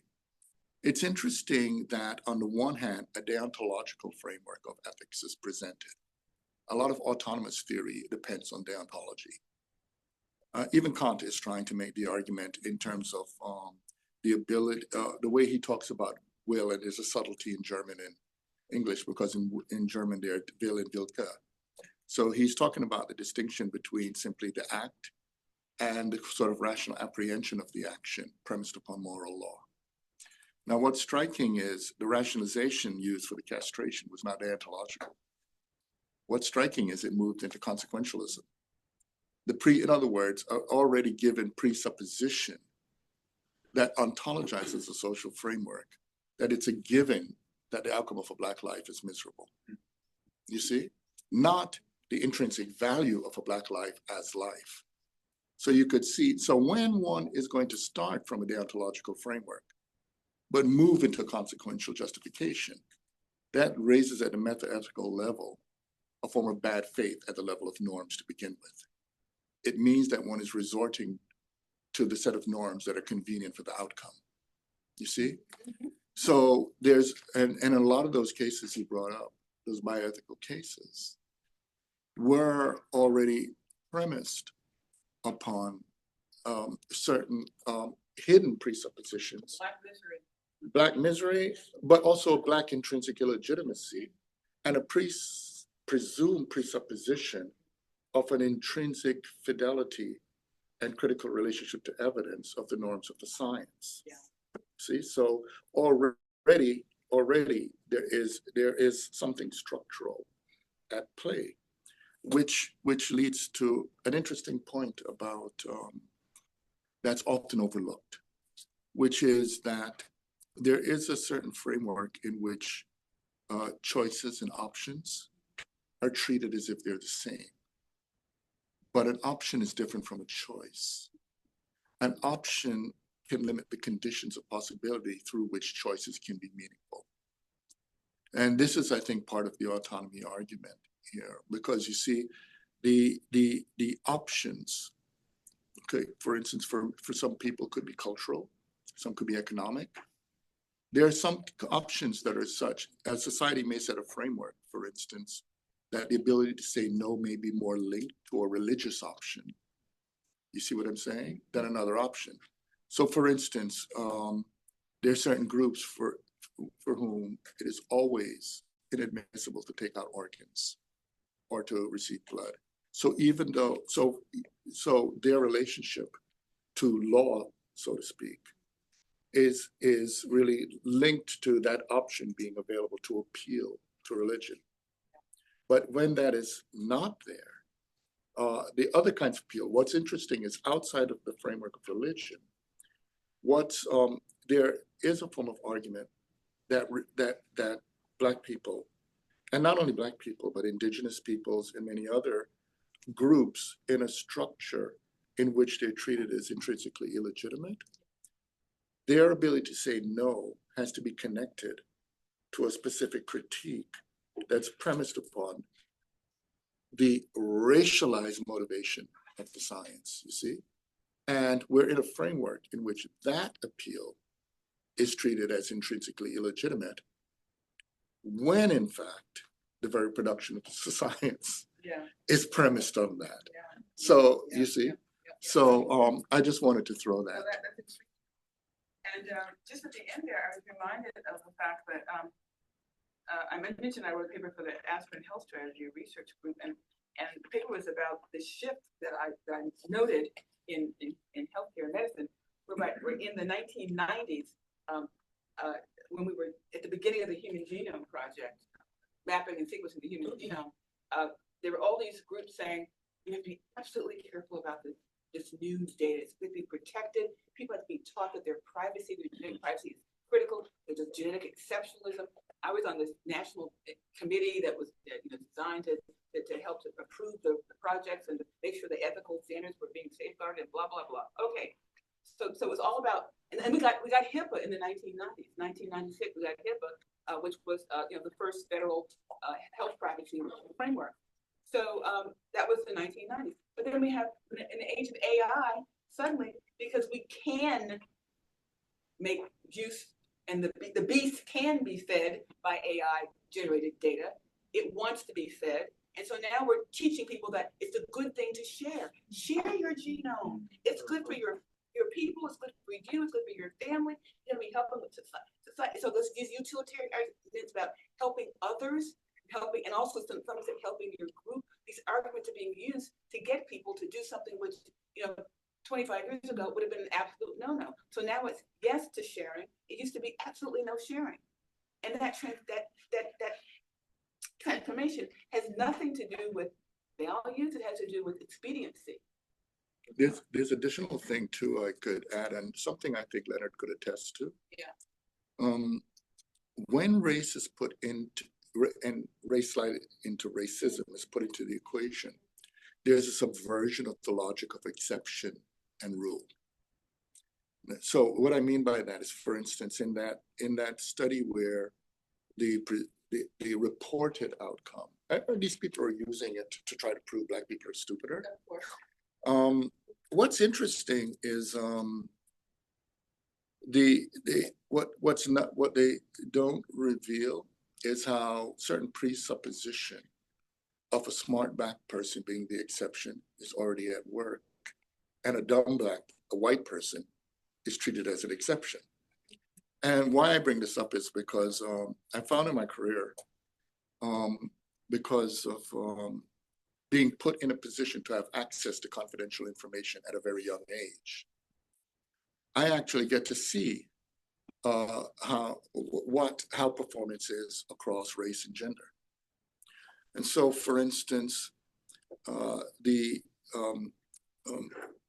because in many cases there may be one or two black people hired, how with that kind of a sample, you have a norm when the majority are white. But what's not often mentioned is that the one or two or three or four, and sometimes I'm in situations where I get to see across South Asian, Asian, Native American, etc. What's not often talked about is that, and this is connected to the options issue, the kind of skill sets you need to be able to be in a position in the first place as a person of color, but particularly black, requires additional skills that within the context of performing, for instance, say in the academy, actually lead to performing higher than whites. And here's what I mean. I've seen consistently typical white faculties, as an example, just presume they're intrinsically good, but they don't see the data. And when I get to see the data, what I've seen often is that black and brown faculty actually, on the basis of the white criteria of assessment, right, which is often quantitative, okay, perform not twice as good, not 3 times as good, but sometimes 6 times as good, right? In other words, out of the stratosphere. And what happens when that's revealed is often what the response is. Those are exceptions. Now, if they're exceptions, why, if I keep hiring them, the people perform at that level? There means that there are variables not being accounted for, you see? And this plays a role in how we deal with certain forms of rigor of assessment. In other words, there's a metacritical question of assessment. And this happened also in race with, for instance, Dr. Agassiz at Harvard. We already know this, right? That the actual data was showing the opposite of what he wanted. And part of it is that there are certain skill sets that many, not all, right, but many whites are not going through to know actually what would be to perform at an equal level. I found, for instance, that the whites I found who tended to be a little more comparison to historically and racialized groups, interestingly enough, tend to be among colleagues that I've been able to see the data and assess,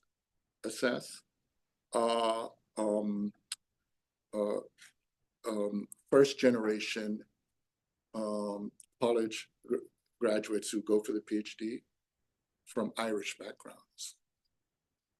And if one thinks about it, particularly if one is talking about the complex history of Irish populations and their relation to Black populations, you could see there'll be some very interesting studies.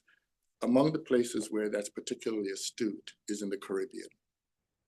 And part of that is because quite a number, even down to the level of language, the level of proximity, in the Creolized language and in the Patois, there is Gaelic. So, and even in the formation of categories we know, and even in African-American music like the blues, there are elements as well, not only in terms of West African forms, but Gaelic. So one of the things is, it's not that there's something intrinsic in Black people or intrinsic, say, in Gaelic or other marginalized groups.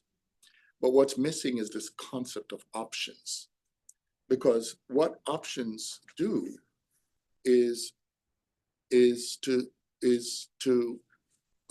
set the conditions for one having to develop alternative ways of succeeding. Or to put it plain, it's harder on us. And so if you have to work harder, you have to develop different skill sets. Yeah, oh, sorry. Yeah. Thank you. Yeah, I'll share this. I'll share this.